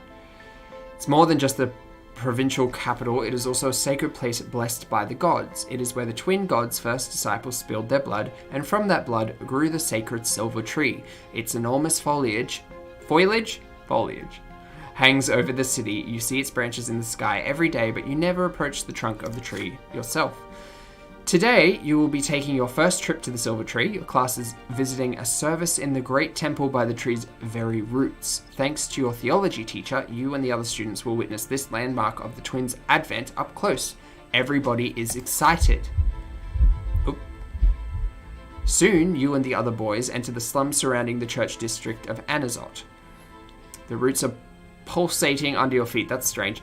They spread underground all throughout the area. Pathetic, cramped hovels and filthy streets surround the trunk of the tree. They are home to paupers, day labourers, and preachers. The people of the district bow humbly to you and point you towards the temple. They seem at peace despite the abject poverty in which they live. All who live directly beneath the tree are filled with its divine grace, your teacher says. People come here to make peace with the world and their fate in it. Your class is unusually quiet. Everyone is listening to the rustling of the leaves and the underground beating of the roots. The sky above you is obscured by the tree's canopy. You find the temple of the twin gods right next to the tremendous trunk of the tree. It almost seems a part of it. There is a crowd there, pilgrims dressed in traveling clothes, paupers, beggars, common people of the city, and the occasional well-dressed noble. There are arguments among some people who are gathered in separate small groups. Many people are wandering around, staring upwards at the tree's branches. The tree impresses you with its might and the calm emanating from it. You are filled with desire to sit down and think of the world, to learn something about yourself, to touch the silver white bark and hearken to the whispering tree leaves. There we go. Distracted enough to fall back from the rest of your classmates, you notice a small path. It could take you right next to the trunk. Yeah, let's go for it. Tall, red-haired woman walks out of the crowd of pilgrims. She is wearing a worn white robe. She is no longer young, but her face is youthful and covered in freckles. Her hands clutch a book. You have never seen this lady pilgrim before, yet she looks at you almost as if she has recognized a lifelong friend. She beckons you and says her name, Matilda. It's not Matilda, it's Matilde. Matilde. Maddie. A preacher from Estonia. What she says next shakes you to her very core. It is commendable to see a young man so keen to learn the teachings of the twins. She doesn't have a profile, so I don't imagine her voice is going to come back. Yet you will follow the light of truth within the walls of the temple. Instead, you will find only lies about the lots. The erring words of prophet Isadius, sanctified by the passage of centuries. Yet anyone who sets out to read the accounts of the twins' own lives knows that they never so much as mentioned the lots. Right, so the lots are an Archnean invention. Spoilers, this is my assumption. The Archneans decided to invent the lots to keep humanity, like, infighting. Right? That's my assumption.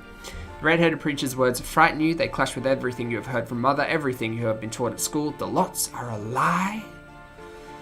You freeze in fear. Should you argue with Mathilde or ask her for more information, or should you treat her as a mad woman and catch up with your classmates?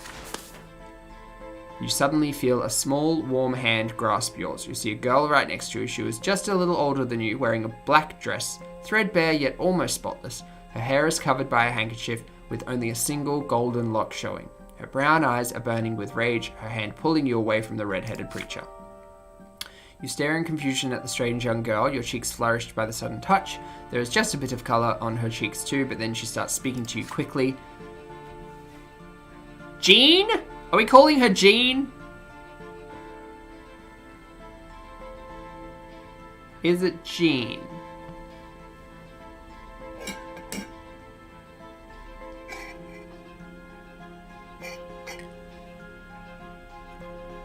Jean? I'm like, Jeanne? I think it's Jean. What's Jean's voice gonna be?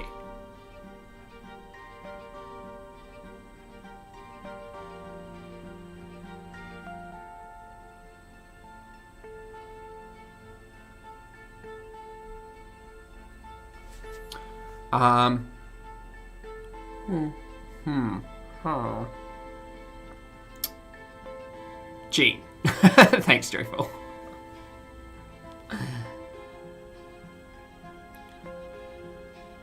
I don't want to do a high-pitched voice because I don't think my throat can handle it. Yeah, Jean like DNA. Jean.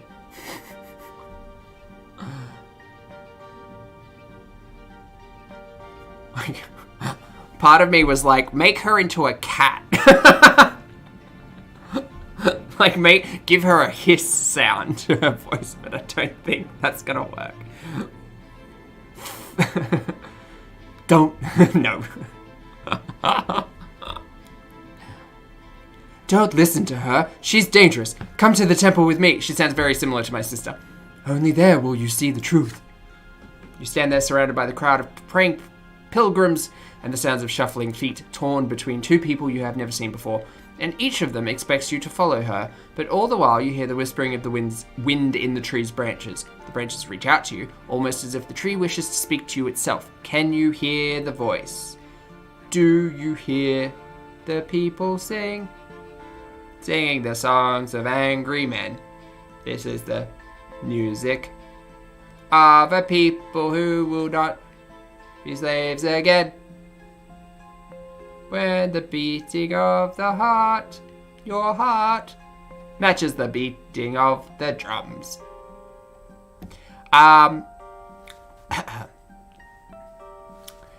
We could follow the girl into the temple. We could stay with the red-headed pilgrim. We could leave them and approach the tree. This seems important. Because I have more willpower, I could follow the girl into the temple. The pilgrim seems like she might just be a little bit mad. I kind of want to go to the tree myself as well, to be fair. I want to go, like, hang with the tree by myself. It knows the tree. It knows more than any human. Yeah, let's go talk to the tree.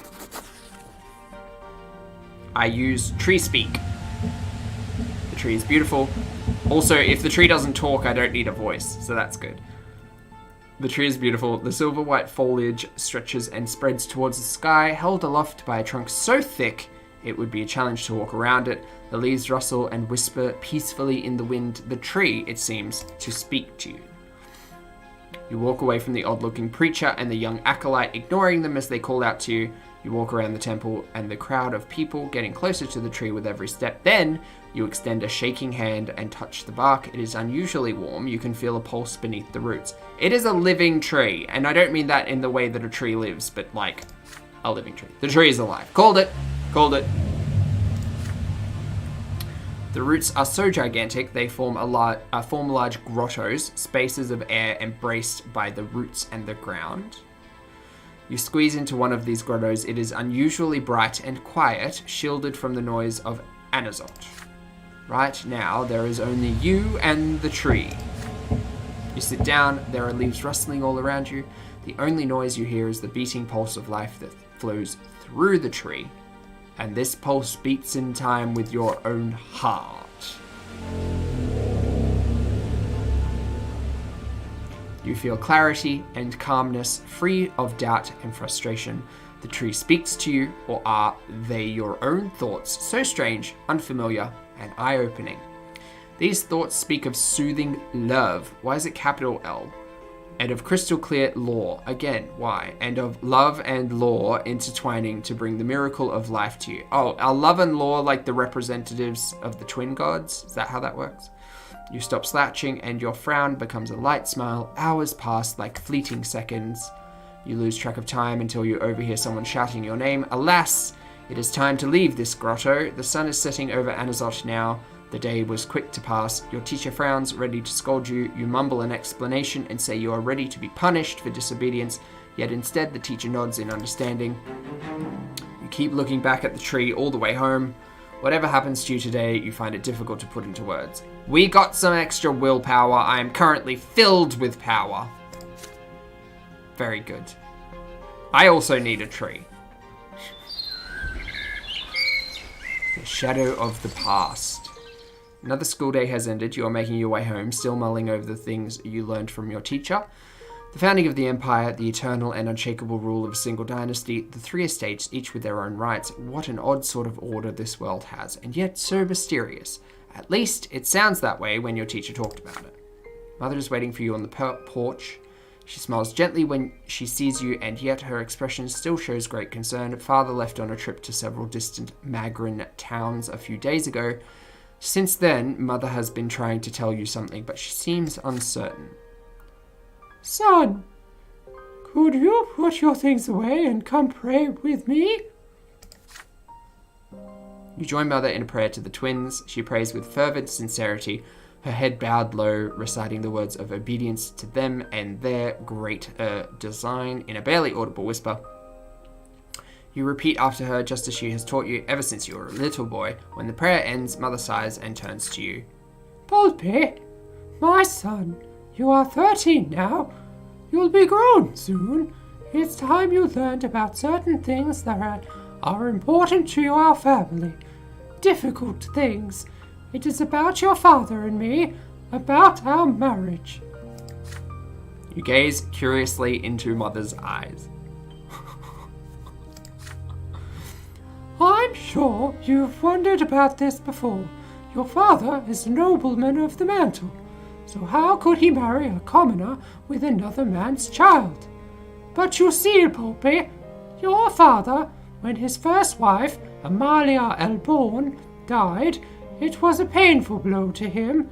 He lost the will to live, lost all purpose. He felt like his own destiny was cut short that day as well. And then he met me. You know the troubles I've had in the past. I went to the prefecture as a petitioner to ask them for help, protection, justice. When I was a young girl, I worked at a small shop that sold crockery and dishes. A nobleman took a liking to me. May his name be ever forgotten. The twins know I was humble and honored, his lot to rule, but he took me by force. Mother falls silent, summoning the courage to continue. Gloria is that nobleman's daughter, but he was outraged. How could I have the gall to burden him with such a low-born pregnancy? He turned me out on the street with that little baby girl. in my arms. Mother's voice is shaking now. You take her hand tenderly. I had no home, no honor, nowhere to go, no one to help me. But when I went to the prefecture, I didn't really think the judges there would help me find justice against my former master. But when Sir Robert heard my plea, his eyes met mine, and I believed that at the very moment the twins themselves granted him the gift of their love. Your father told me there was nothing he could do to make the detestable nobleman marry me, but he would never abandon me and baby Gloria. And if I agreed, he would take me into his own home. Tears are running down Mother's cheek. This game is dark as fuck, Lily. Oof.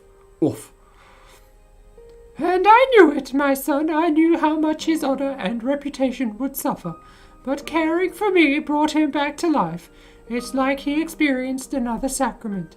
He rediscovered his noble purpose, his lot to rule and protect and care for others.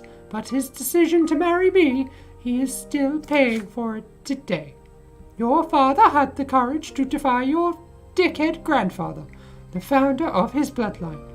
If only he knew how much he had to endure, my son. If only you knew the despicable rumors we heard about the Brants all over Anselt. It was only thanks to the efforts of Sir Gregor and that Brant bloodline managed to hang on to what little remained of its reputation. And now the noble families have all but forgotten about that scandal. Thank the twins. Mother falls silent. She looks at you intently. Do you understand what she is telling you? My son, I am not telling you this just to share the pain of my past. I have no reason to complain. Even the dickhead has accepted me through gritted teeth. But you need to understand the heavy burden our family must bear, including our scandalous marriage and Gloria's foul origin. And Gloria, she can never be a Brant. Even if the older Brants agreed, the news would stir up the old scandal in the minds of high society. And if that were to happen, Pulpy, they would see even your birth as illegitimate. Mother sighs heavily. What I told you just now is something you have to know, my son. You're about to enter adult life. By my lot, I must be humble. I cannot tell you how to treat your family. But may I ask you a question? Now that you know all of this, do you still see Gloria as your sister? Ha! Alright, we got options. Stream team, we got some options here.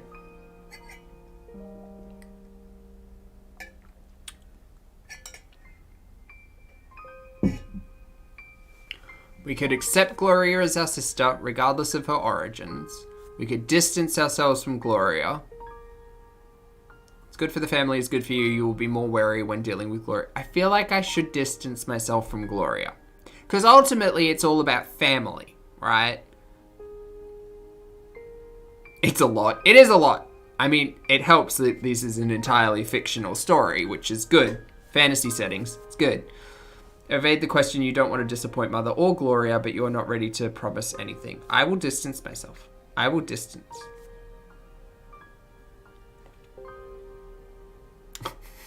Uh-oh. Uh-oh, chat and I are disagreeing.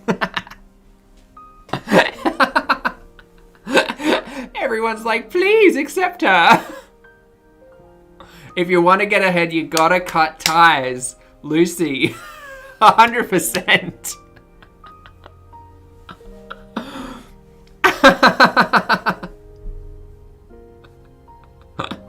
It's not heartless.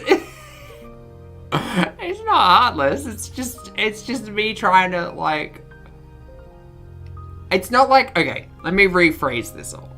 I'm not trying to get ahead. I'm not trying to get ahead. Because, like, ultimately... Like, I've still got a dickhead brother to deal with. And it's not like I want to be head of the family. I don't care about that. So maybe I should just... Gloria who?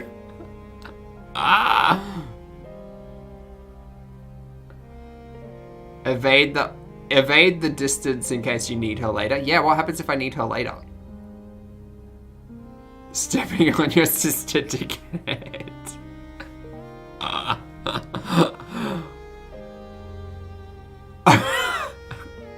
I can't. Okay, let me think about this. Chat's split, so...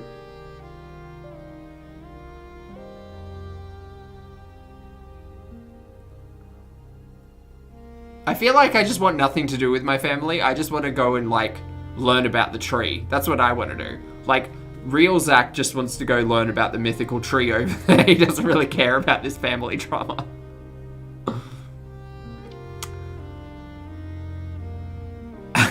Don't be I'm going to... Because Nathan's a bit of a different story. I feel like I saved him as a baby. But with Gloria, I don't know, Gloria was never mean.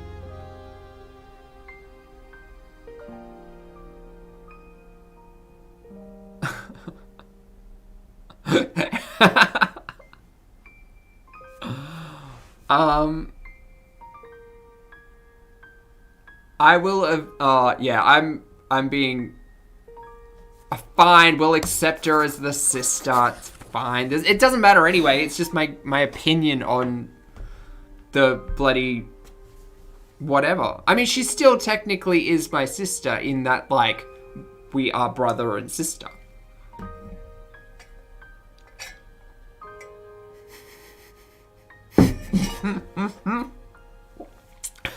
I showed a moment of weakness to be nice to my sister. Filled with determination, you assure Mother that Gloria is and will always be your sister. You want Gloria to be a Brante too. You want her to be part of your family. Who cares what the nobles of Anazot say? That kind of attitude doesn't seem like it's going to work out in the end, but we'll see. Mother beams with quiet. Look, I made Mum happy. That makes me feel good. Oh, Pulpy. If only you knew how happy that would make me to have our family reunited at last. However, the joy in her face quickly gives way to concern. Oh, great. She couldn't have told me this before the decision. But I already owe good Sir Robert a deal I can never repay. He's given my daughter so much. A home, an education, his care and advice. The Brante bloodline could suffer so much from Gloria's existence. We should all learn to accept her status as it is. Fucking hell, Mom. Just then you hear Gloria carefully knock at the door of Mother's chambers. Pulpy? Mother? I couldn't find you.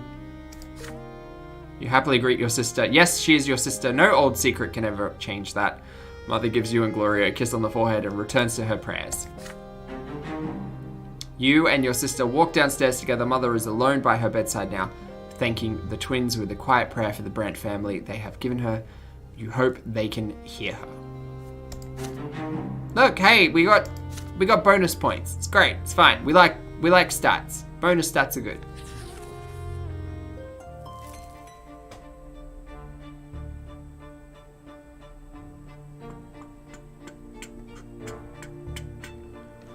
You are 13 now.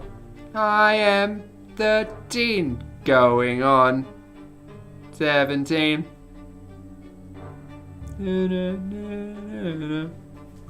Another theology lesson. Today's sermon is about the priests and why the clergy is the only one of the 3 estates with the right to interpret the lots and guide the other 2 estates accordingly. Tomas sits next to you, huffing and puffing and blowing the house down as he fervently writes down the teacher's every word. But you've heard all of this from Mother many times before, so you take this moment to daydream a little. Father promised to take you to the capital once your studies are complete. But the teacher suddenly casts a stern look around the lecture hall and raises his voice at one of your classmates. A boy by the name of Brian, we all know a Brian, freezes and seems to shrink. He tries to muster a reply, but nothing comes out. The class becomes agitated. Someone is about to get punished.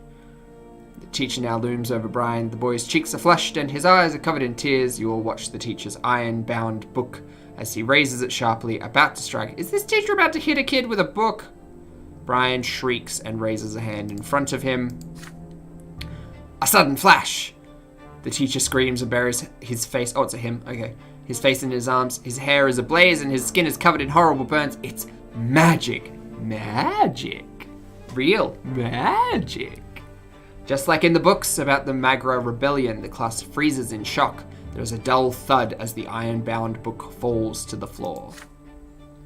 Brian's. After all of these names, Brian is the magician in this situation. Brian's hysterical laughter rends the silence. He stands up from his bench, fire in his eyes and sparks on his fingertips. There are screams now. Students run for the door. The teacher tries to extinguish his burning hair. Brian snaps his fingers, and the books of Azadius on the desk turn into pillars of flames. He laughs and raises his arms, and the curtains catch fire. What's his maniacal? What's his laugh sound like? Hysterical, they used. I was thinking like manic. Okay, we didn't have time to check the spine of the book though. He's a 13-year-old who has pyromancy. What does he sound like?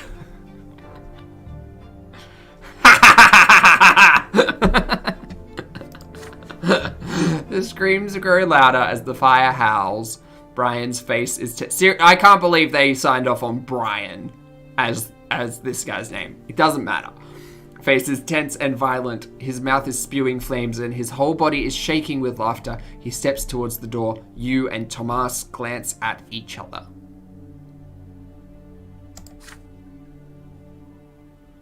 Yeah. He's going to burn the whole school down. Your friend's determination makes you brave. You run behind Brian and knock him off his feet. You both tumble to the floor, even through his clothes. His body sears your flesh. Brian screams, convulses, and grabs Tomas by the shoulders with his burning hands. Tomas howls but stays put, then knocks Brian senseless with several fierce blows to the head. There are servants fussing around the room now. They put out the fire and take away the teacher, his body covered in horrible burns. You and Tomas remain next to Brian, who is lying on the floor, silent. Soon, 3 men in black cloaks enter the doors of the school, each bearing an edict sealed with silver. The Inquisition! Nobody suspects them. You and Tomas are told to step away from the witch. Oh, it's a witch? Okay. They lock Brian the witch. They lock Brian's neck in a silver collar and take him away. One of the Inquisitors remains behind to tell the students what happened. That was magic, he explains. The ungodly power that twists the minds of men into savage instruments of murder. Only the sacred shackles of silver can hold it at bay. Only the power of the twins can save us from its evil grasp. The next day, you are forbidden from ever mentioning Brian the Witch again. He is no more. Oh, Brian, the name means high or noble? Well, there you go. I didn't know that. Thank you, Joyful. Alright, well, Tomas is feeling a little nicer towards me. I still feel like we should upgrade from Tomas. We need better friends.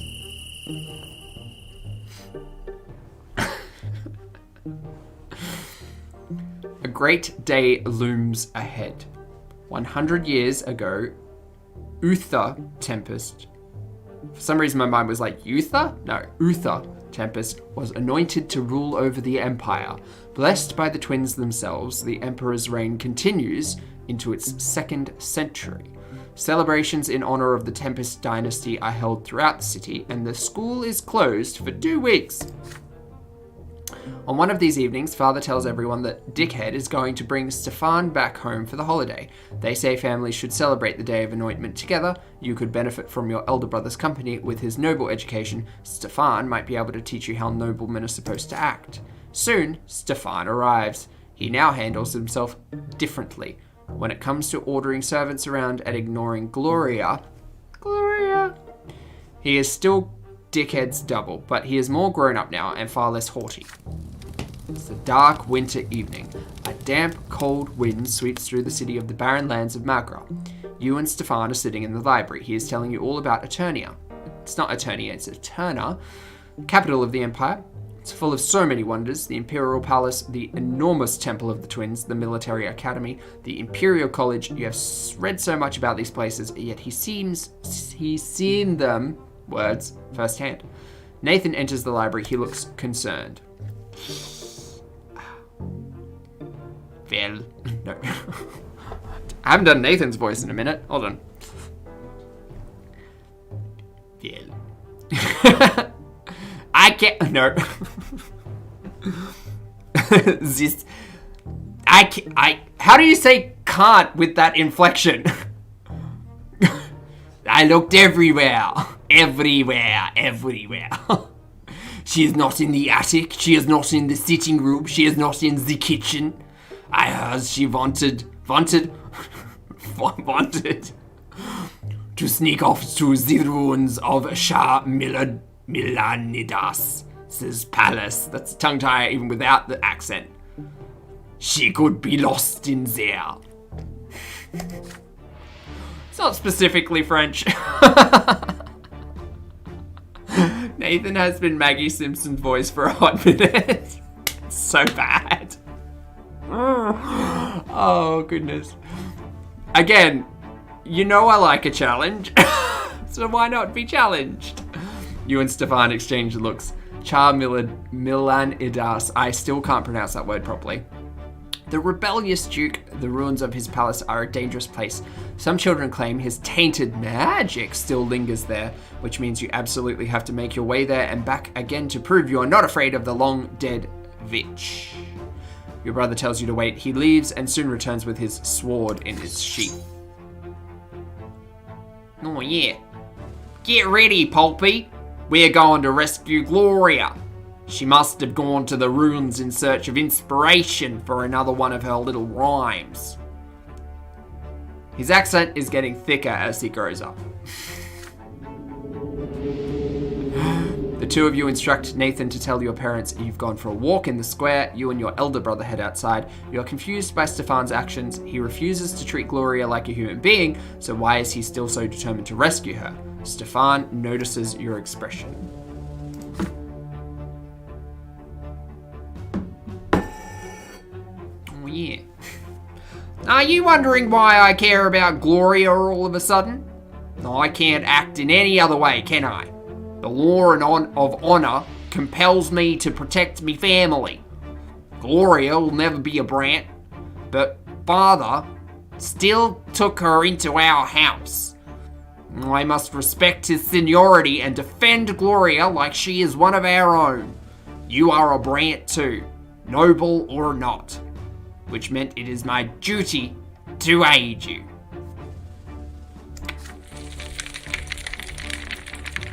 I think Daddy's sword might come in handy now, Catherine, to be fair.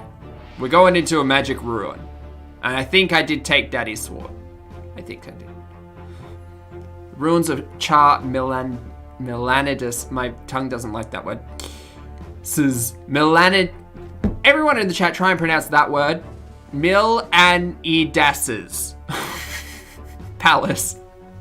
Span an entire district. The palace was abandoned centuries ago and its remnants are overgrown with thick underbrush. The ruined palace is empty. Nothing but cold wind blows over crumbling brickwork. Even the worst scum of the land steer clear of this place.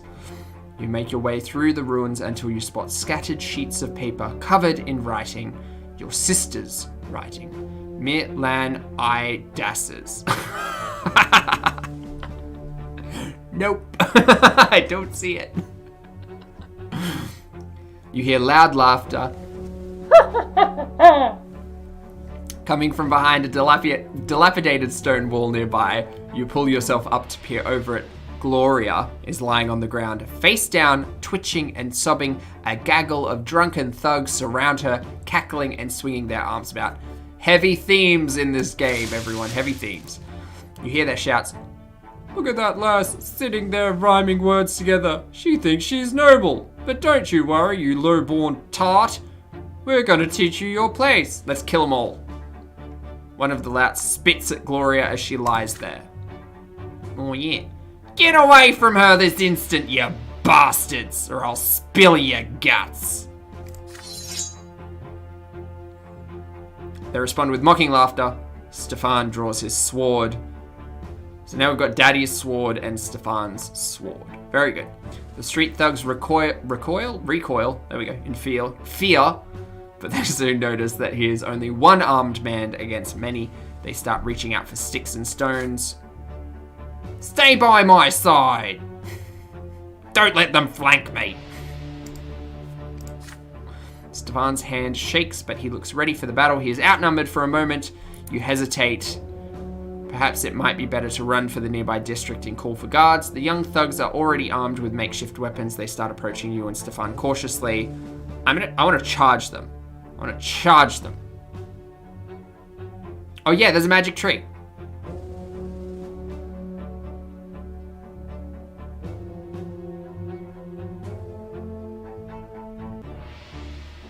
Do I want to charge him? Do I want to... I can do this. Follow your brother's orders. You get busy defending Stefan. Oh, I can defend Stefan. Let's do that one.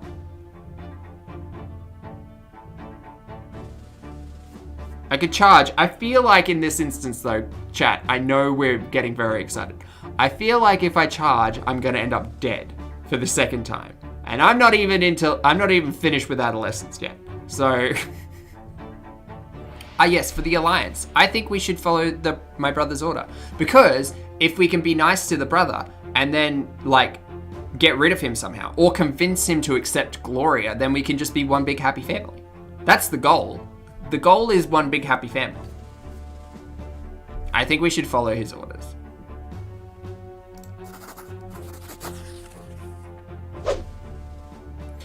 Stefan's firm voice fills you with confidence. You follow your noble brother's orders. It takes a moment to grab a stick, and then you're at Stefan's back, angrily swinging at the louts as they try to bring him down.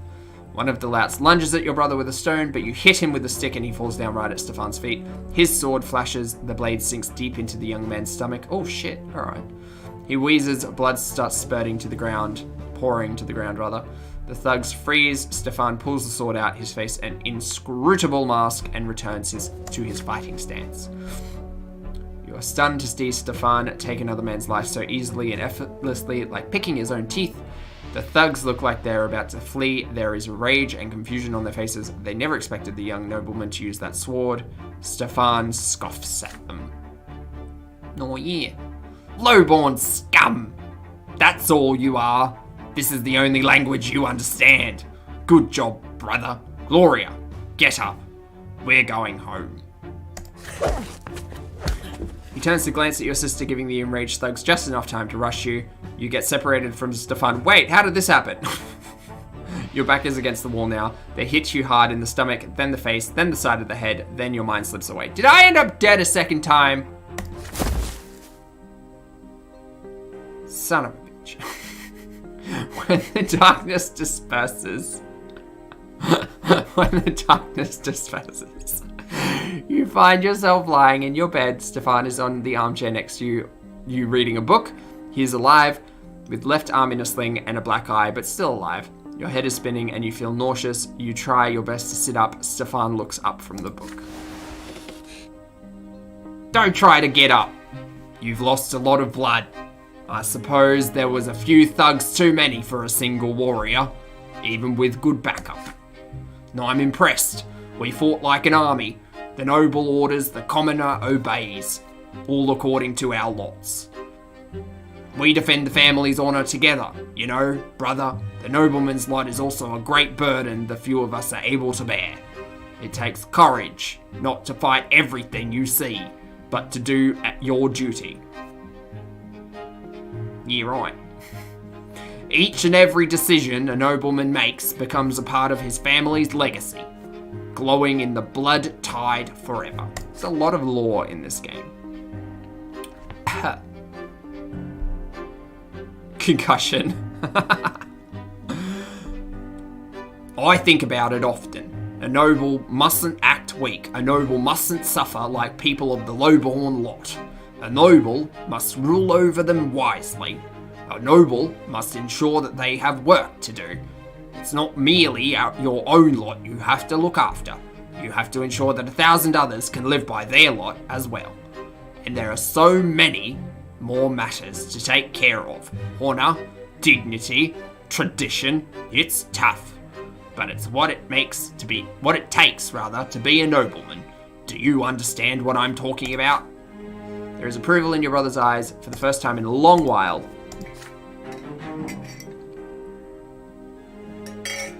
You're right. It was a pleasure to fight by your side, brother.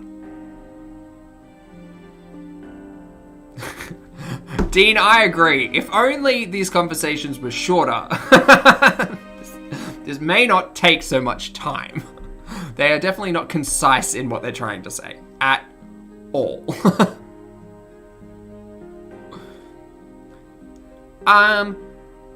Yeah, Stefan, it's not Stefan's fault that he's a dick. It's dickhead Greg's fault for teaching Stefan to be a dick. In my opinion. Oh, we got a little less powerful, but we got a little bit more noble. Very good. Stefan's a bit of a dick. Less of a dick than Greg. Trial of the Assailants. Before long, the entire city hears how a gang of lowborn thugs assaulted Stefan Brant. Is it Brant or Brant? It's Brant. It's gotta be Brant. Dickhead Greg ensures that the brash young men are found. Some of them are taken into custody as soon as lesser death releases them. Grandfather seeks vengeance on those who hurt his favorite grandson. Prefect Elborn, a friend of your family, promises to personally oversee the trial and ensure that justice is served. Stefan and Dickhead Greg decide to stay in Anazot until the end of the trial. Dickhead Greg demands true death for every single assailant. Wow, that's a lot. That's a big call. Sounds like him. You ask Father to explain something. How can a legal court sentence criminals to true death? How can worldly judgment overrule the twins' law? Oh dear. Oh dear.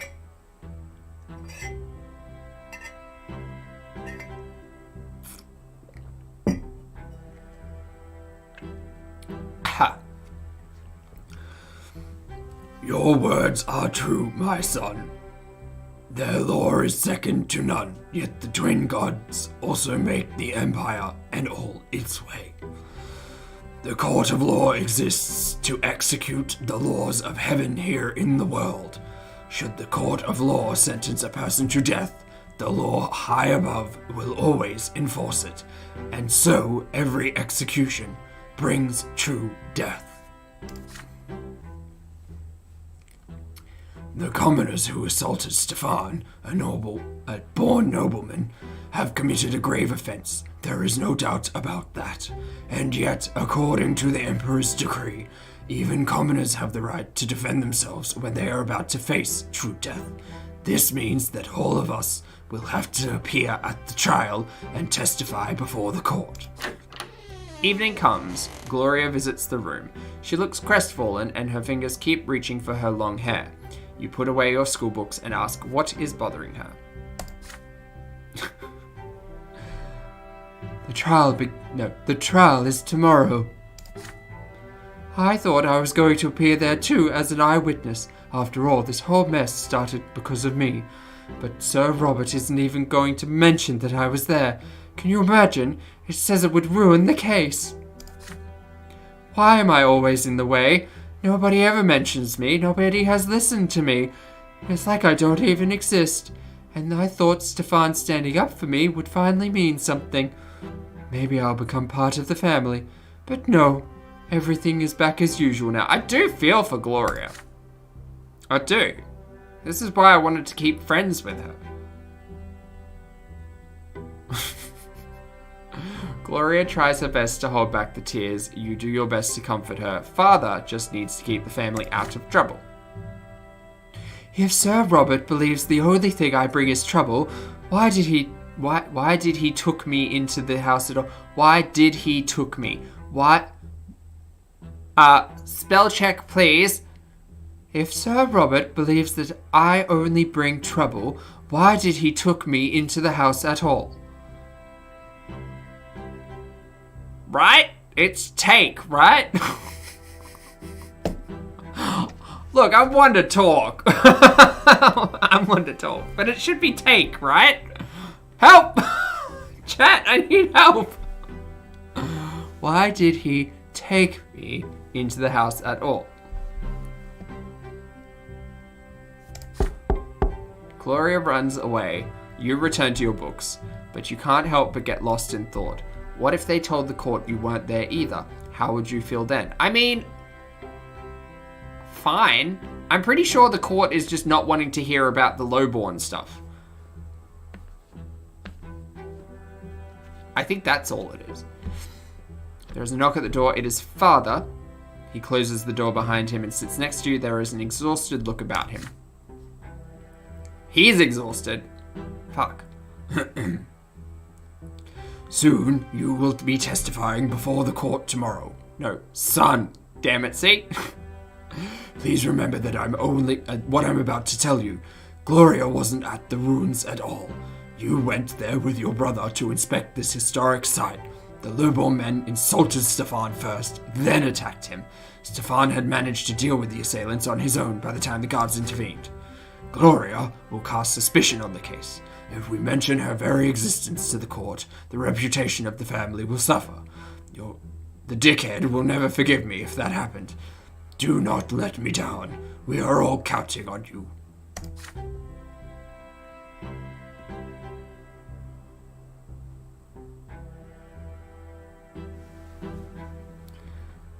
You recall the night of the fight like it was a moment ago. Gloria, sprawled under the feet of those cackling thugs, her poetry, her greatest treasure, scattered on the ground. She thinks she's all noble. Those were the words they spat down at her. But doesn't grandfather, dickhead Greg, mean the same thing when he denies that she's part of the family? Oh, I see. Now we've got some, inner turmoil. What are my thoughts on this?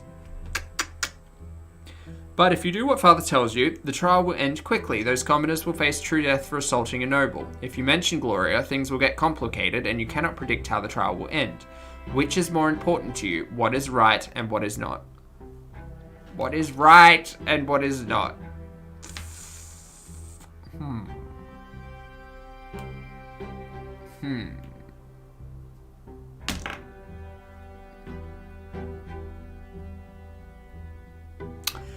So we can support Father, do as Father told you and avoid mentioning Gloria. I can lie to Father, you agree with Father for now, but you will tell the truth later. Or I can convince Father.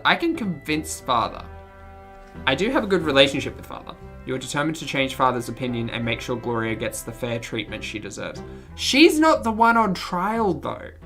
Why does it matter that the court's hearing about Gloria or not? It doesn't matter. It's not justice for Gloria. It's justice for the nobleman being assaulted.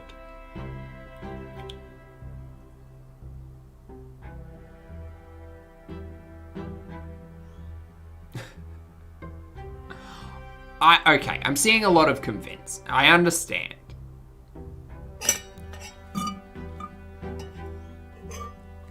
I think I will convince. But that's just gonna make the family not in a great spot, and I kind of want the family to be in a great spot. I do feel bad for Gloria, but I also want her to be included as part of the family. Now it's more about me. It's like my character, I don't want to be in the shit, but the family, well, whatever.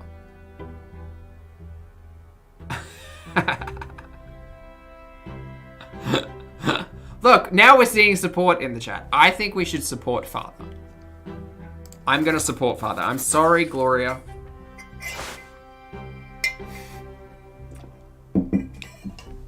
Yeah. Pick your battles. Exactly. It's pick your battles. This is... Gloria getting justice is not important. She got the justice by her brother stabbing a guy. That's cool. That's not how this world works, unfortunately. So, you nod in agreement. You will follow the family plan for the trial to the letter. A faint smile appears on Father's fatigued face. Thank you, son. This is an important case for our family, and for me as well. I appreciate the support. The day comes, the trial takes place in the lesser hall of the city prefecture. Sir L. Bourne himself presides as the judge. So is Sir L. Bourne Dad's cousin or something. Seated next to Father and Stefan, you testify to the court one after another. You echo your brother's testimony to the letter. The young commoners insulted you as you were both walking by the ruins. Then they assaulted you. Stefan defended you. The lives of the four thugs are forfeit. I do kind of feel bad that we're having to kill like 4 guys, but you know, all's fair. So Elborn rises to deliver the sentence. Oh shit, August. That's right, that was this guy. Oh, we turned him into a pirate, didn't we? Yar! The court of Anzanot judges you guilty by assaulting Stefan Brante, Yar, a nobleman. Jar. All 4 defendants are sentenced to true death by hanging. In Davy Jones's locker. There is no wind. But you feel a gust sweep through the hall. The defendants turn pale. Their mothers are bawling and crying. Oh, yeah. Whoops.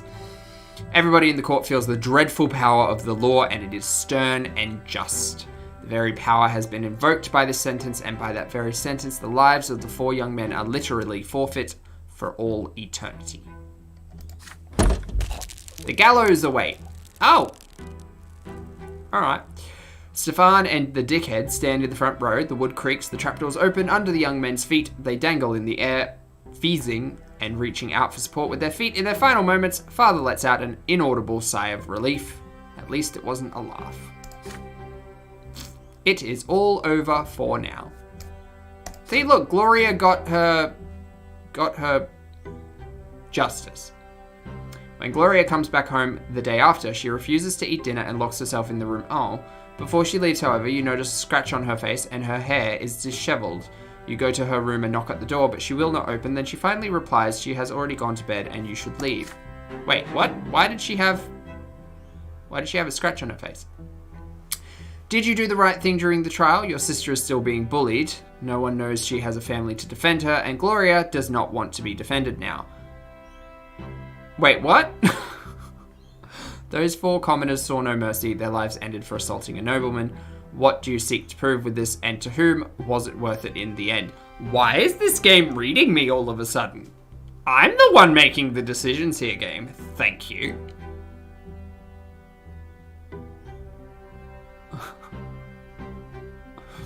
We're in Adolescent still? Well, yeah, I'm like 13 in this game. Still Bebe Zach. Bebe Zach.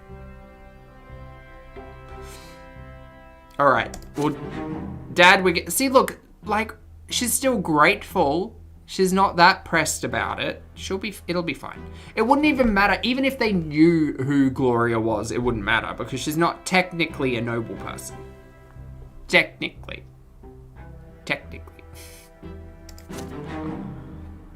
Alright, the unity of the family is slipping. Disagreements are I mean, at least it's not hated. That's good. But the reputation of the family has raised, which is nice.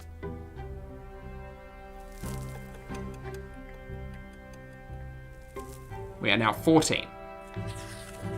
Going on 17.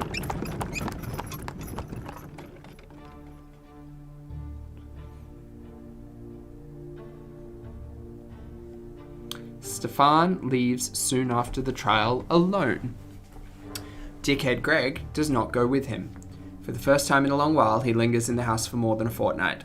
Father says Greg is ill and needs a rest. Oh my god, guys, are we going to get rid of a character? Can we move this along? I'm still pressed about him giving me my first death, so... Several months go by and it becomes clear that Dickhead Greg will not recover. The eldest Brante is mostly bedridden now, and some days he has trouble recognizing people. When he means to address you or Nathan, he calls you Robert, your father's name. But when he goes out of bed, this game is trying to be emotional. It's trying to get me. I'm not feeling bad for Greg. The house grows empty, the servants hide, Mother locks herself in the chambers, you and Nathan run outside or hide quietly in your room. If the dickhead Greg sees anyone in the hallway, he begins lamenting. Oh, nobody heeds the lots anymore. Any harlot with a child can marry a nobleman these days. Oh, what a dick. Children have no respect, his son betrayed him and let him down. Yeah, he's rambling, got it. And oh, how the Brant family has lost its honor. Again and again you hear dickhead Greg knocking at Mother's door, screaming that it is her Look, let's get rid of him. He blames her for ruining his chances to find bliss in the hereafter. He blames her for dooming him to suffer at the foot of the pillar. You overhear your parents talking one night. Mother begs father to move Sir Gregor, dickhead Greg, to his old home and spare the children his decline. Father refuses her outright. It is late at night. Ooh, cicadas. The hot, dry winds are coming. The house is empty save for you, Nathan, Gloria, Mother, and dickhead Greg in his bed. Father has left for the capital on business. Is this dickhead Greg? He's looking a bit maniacal there. You're engrossed in the history of the Empire, snapping out of your reverie only when the clock strikes midnight. You blow out the candle and get ready for bed. You hear the shuffling of heavy feet outside the door. You see the light in the hallway. Dickhead Greg, what could he want in the middle of the night? You peek into the hallway once he has passed. Grandfather's, dickhead Greg's, figure sways as he heads for the door to the mother's chamber. He opens the door and walks in. You hear him saying something quietly. Your unease is stronger than you fear now. You sneak closer to hear his words. This is Stewie voice, isn't it? Werewolf Greg? You foul commoner! I have to cleanse my sins. I have to save my soul. You are my greatest sin, you, and what you have done to Robert and this family. I should have put a stop to this marriage. I should have stopped Robert from tainting this house by your presence. Why didn't I do it? Please, Sir Brant, I beg of you. Silence. You will do my bidding. Fire will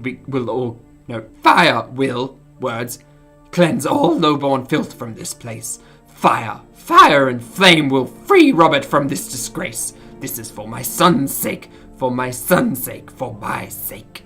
I need to eradicate this lowborn filth. The twins, they are calling for me now. I can feel it. I beg of you, please, have mercy.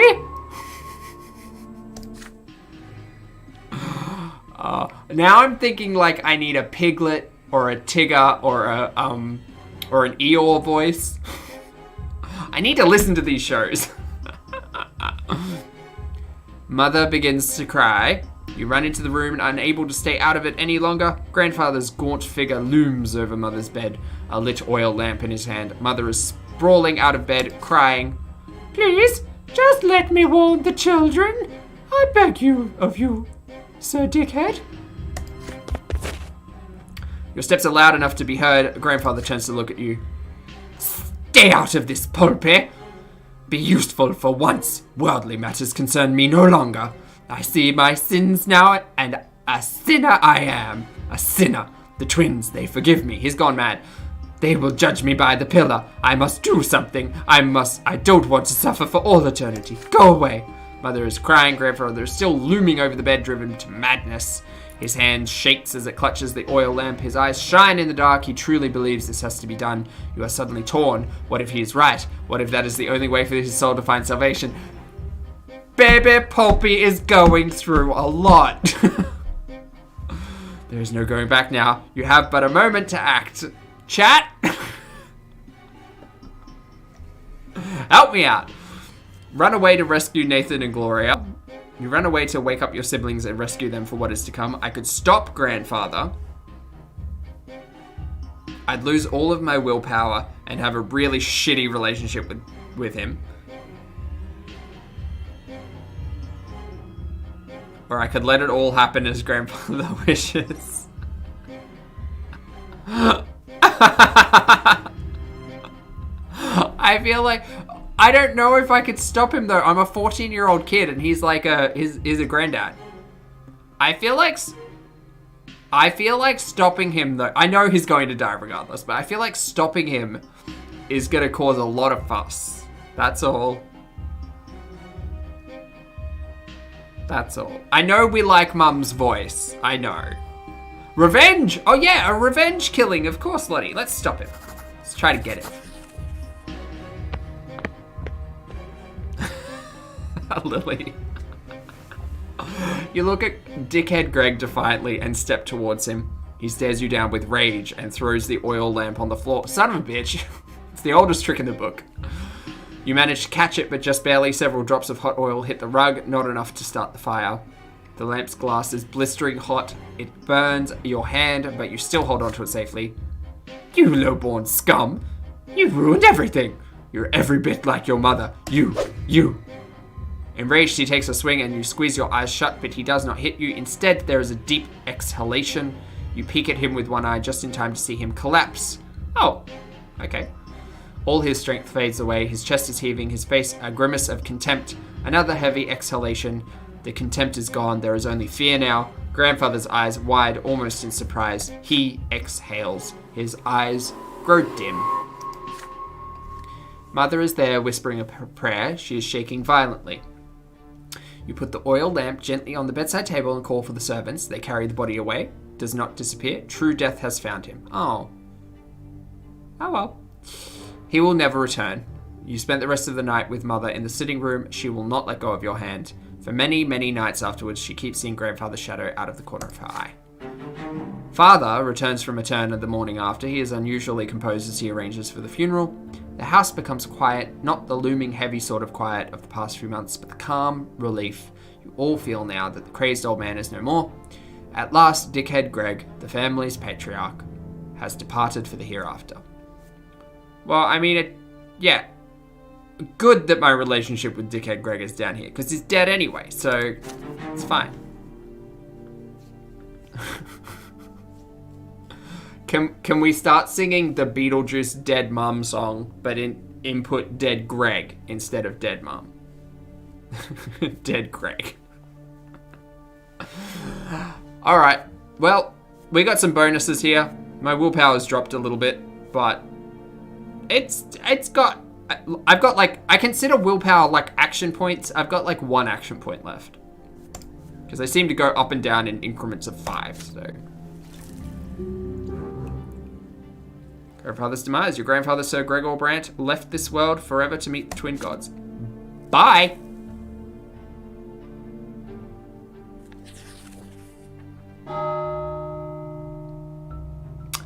Last respects. The night of grandfather's death shook your family to the core. Shooketh. Yet, no matter how it happened, your grandfather, Gregor Brante, is dead and will never return. He was a fearful shadow looming over the rest of the family. The Brante patriarch, that word, exerting his influence on all the lives below him, and all of you will remember him forever. Father is the new patriarch of the family now, yet he still cannot bring himself to sit at the head of the table where Sir Gregor used to preside.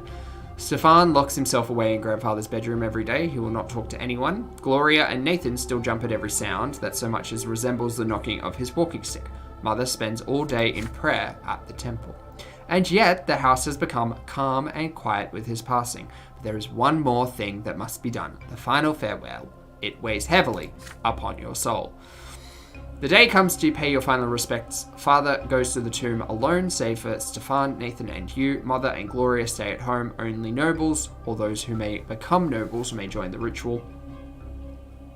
There is a solemn silence as you walk to the crypt. Father is the one who breaks the silence when he finally reaches the door of the family crypt.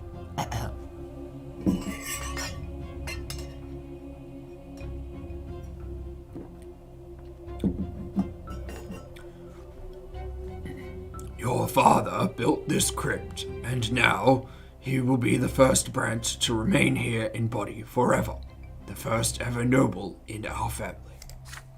It is our duty now hold to the sacrament of flowing blood for Sir Gregor. He will honor his legacy and join him as the founder of the noble Brante dynasty. Stefan perks up at father's words. His hands still clutch grandfather's sword. Tradition decrees that it must remain in the niche above the owner's sarcophagus.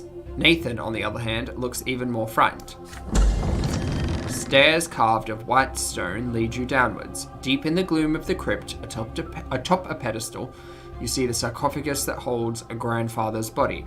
Father takes a moment to compose himself before praying his final respect. Oh God. Gregor Brante, my father, brought our family into nobility through his unshakable will.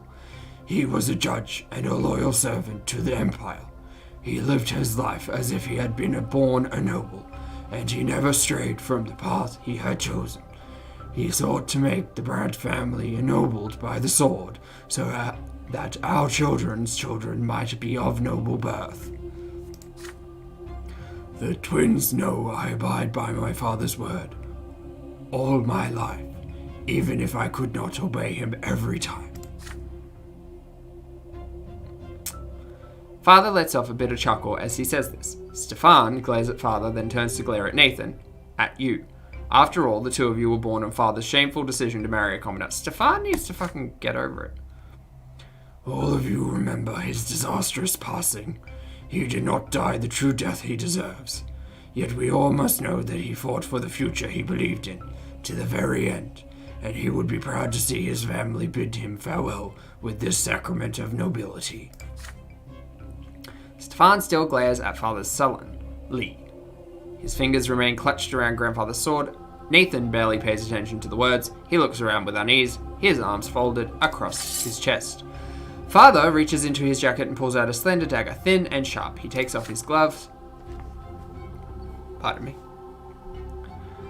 Watch me carefully, my sons, for a small cut on the palm of your hand, and let your blood flow into this duct on the wall of the crypt.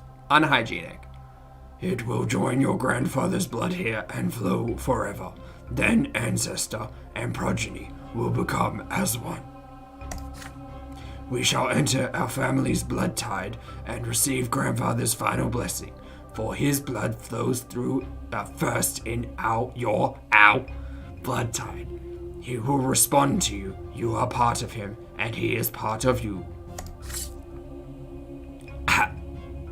With a quick motion, Father slices his hand and holds the bleeding cut above a small opening in the wall. Then he hands the dagger to Stefan. Stefan cuts his hand without hesitation and does as Father did.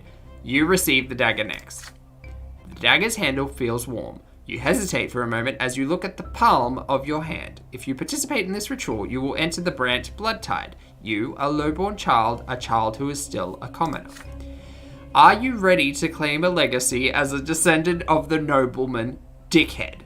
The eyes of your father and brothers are upon you. Nathan, the youngest brother, will follow your example. You can be certain of this. What do I do? What do I do? I don't wanna. I don't have any options. I don't have any options. I don't have the nobleman's sacrament, so I'm not a nobleman. And I don't have any nobility, and I have a really shitty relationship with Granddad. So, fuck him.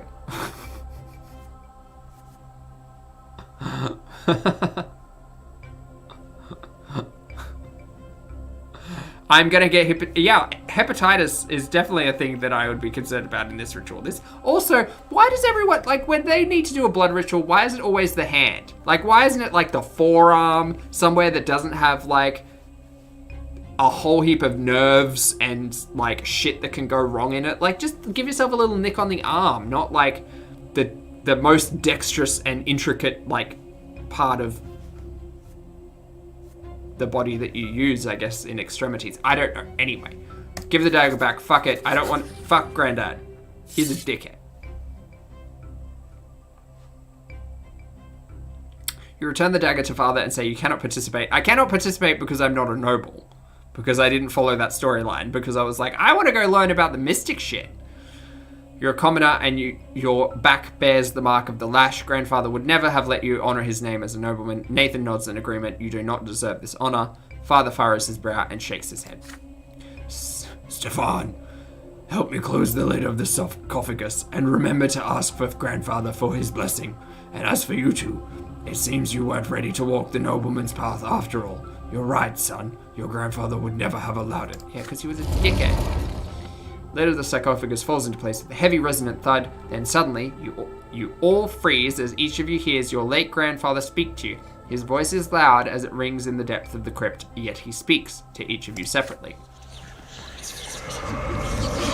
This is giving me very Harry Potter, like, Mudblood storyline. You know? You know? Foul blood, weakling. I knew you would never I knew you never had it in you to rise above your meager birth, Pulpy. You have not a drop of nobility in you, and your pathetic little brother is the same. You are a taint. I read that as tart. Taint. Upon my flesh and blood. Begone from my crypt. Alright. Ghost Greg. Your legs carry you out of the crypt of their own accord. Out of that stuffy crypt. You can finally breathe again. You hear slow footsteps behind you. You turn around and meet Nathan's gaze.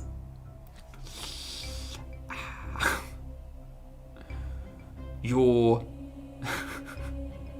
did the right thing. If it weren't for you, I'd have done what Father told us. It's getting more and more German-Russian. Grandfather and I should stay away from his legacy. Said it will do me no good if I try to follow in his footsteps. He's also getting aged up. How's that work for guidance, eh? Nathan sighs as he embraces you. Oh, Nathan's a good egg. We like Nathan. Father and Stefan leave the crypt much later and walk to the carriage without a word. You and Nathan humbly follow behind them. Dad loves me a little bit less, but Nathan loves me a little bit more. And I got some more willpower, just topping up the tank. Nathan was meant to be French, and then it keeps swinging up to Germany. Damn it. Grandfather's passing and last respects have left a mark on the entire family. His words relayed from the hereafter keep echoing in your mind. You still do your best to avoid the memory of Grandfather's last night and spend more time on the city streets with Tomas and your other classmates.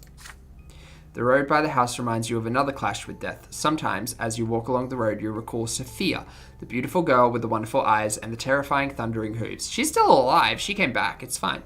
You have not seen Sofia since that fateful day. The children who live nearby say her parents sent her to a rich Arcnian family, the Ottons, as a servant. Sun sets, the pillar shines palely in the dark sky. Tomas is ill, so you decide to visit him and tell him the latest news. Is this our chance to get rid of Tomas? The streets seem oddly agitated tonight, full of horses, cloaked men, and strange faces and hushed voices. A young nobleman in a heavily embroidered cloak is walking back and forth, clutching at his sword nervously. There is a grimace of rage on his delicate blue face. He is Arcnian. Mate, I've seen 2 Arcnians in, a very short amount of time. You overhear voices. Sir Otten, the girl's not at home. We searched the house. Her parents swear she ran away from home too. They claimed they went to bring her back. Again, no profile. Dorius! Ooh, what's Dorius's voice gonna sound like? Yeah, baby Pulpy is only 14.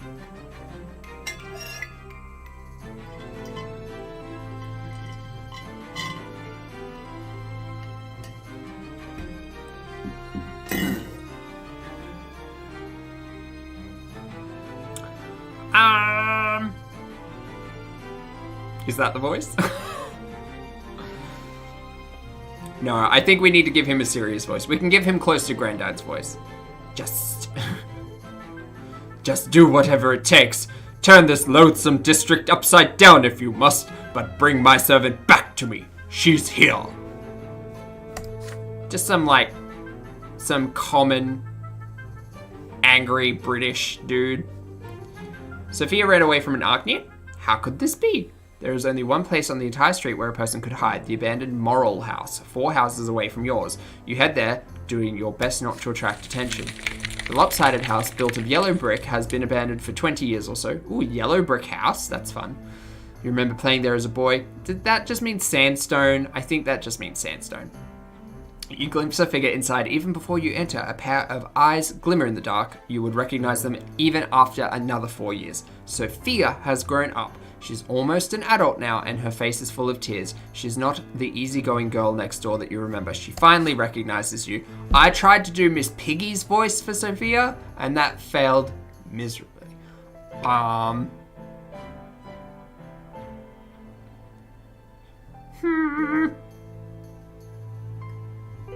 Hiya! Oh, it's you, Pulpy. I'll be up here in this registry. Yeah. Oh, it's you, Pulpy. Be quiet. They're all looking for me. I ran away from the youngest Otten. I might be in for a lesser death here, but I'd rather die than spend another day in their slavery. I'm just a thing to him, just a toy to play with. Sofia winces and closes her mouth as she says this. By the way, that was not Miss Piggy. There's a glint of bright yellow deep in her eyes. I ran to my parents. I told them all about the men I had to serve, and they went and alerted the Ottens. They don't want to be the they don't want to be the target of their ire, but you aren't going to tip them off, are you?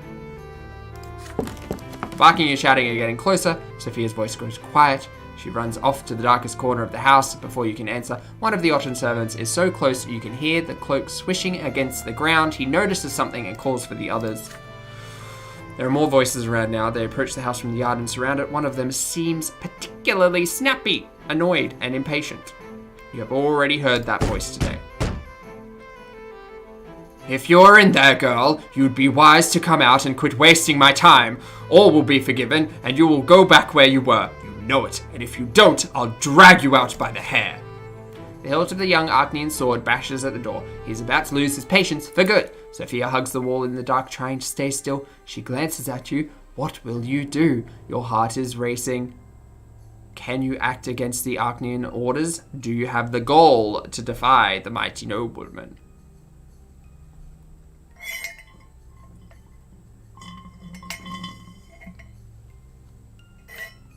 I can't stop the Otten. I could hide alone, or I could bring Sofia back to the... What a dick.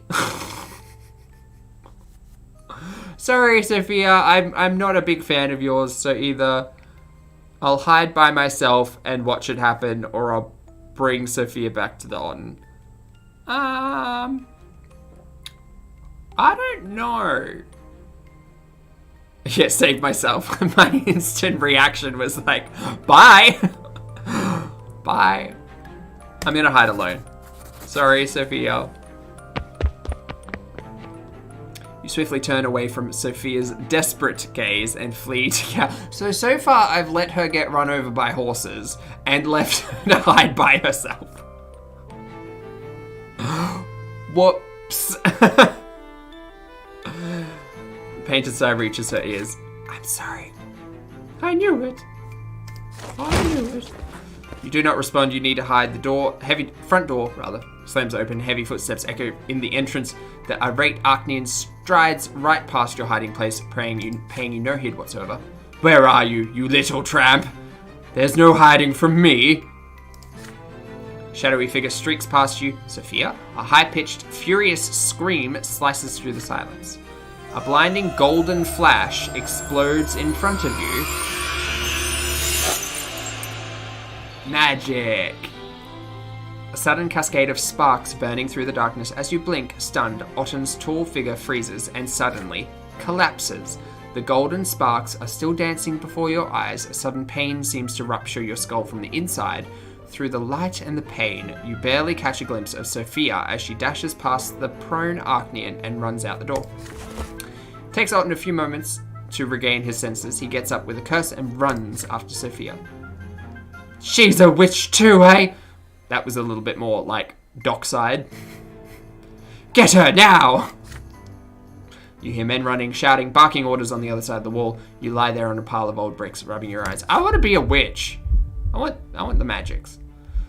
Strange stupor slowly leaves you. You get to your feet and walk steadily out of the abandoned house. The danger has passed. You walk back home, lost in thought. So Sofia is a witch. Confirmed. You recall how her magic bound Otten by the arms and legs, how she lost all control of his body. The runaway servant girl becomes the talk of the district for an entire week. You hear that Sofia has managed to flee the city. The Ottens are furious. Sofia vanishes from your life just as suddenly as she came. Well, she wasn't really in it for that long. You will not see her again for quite some time. Well, she's embittered. Well, sorry, mate. Got some more willpower, though. That's nice.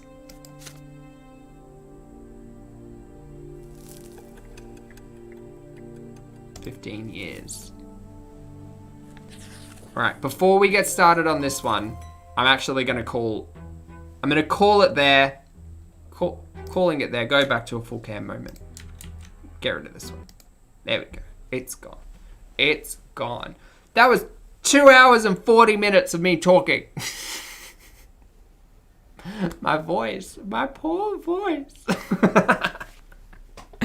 Let me see if I can fix this this filter while I'm here, because I'm still learning how to do this bit. Filter?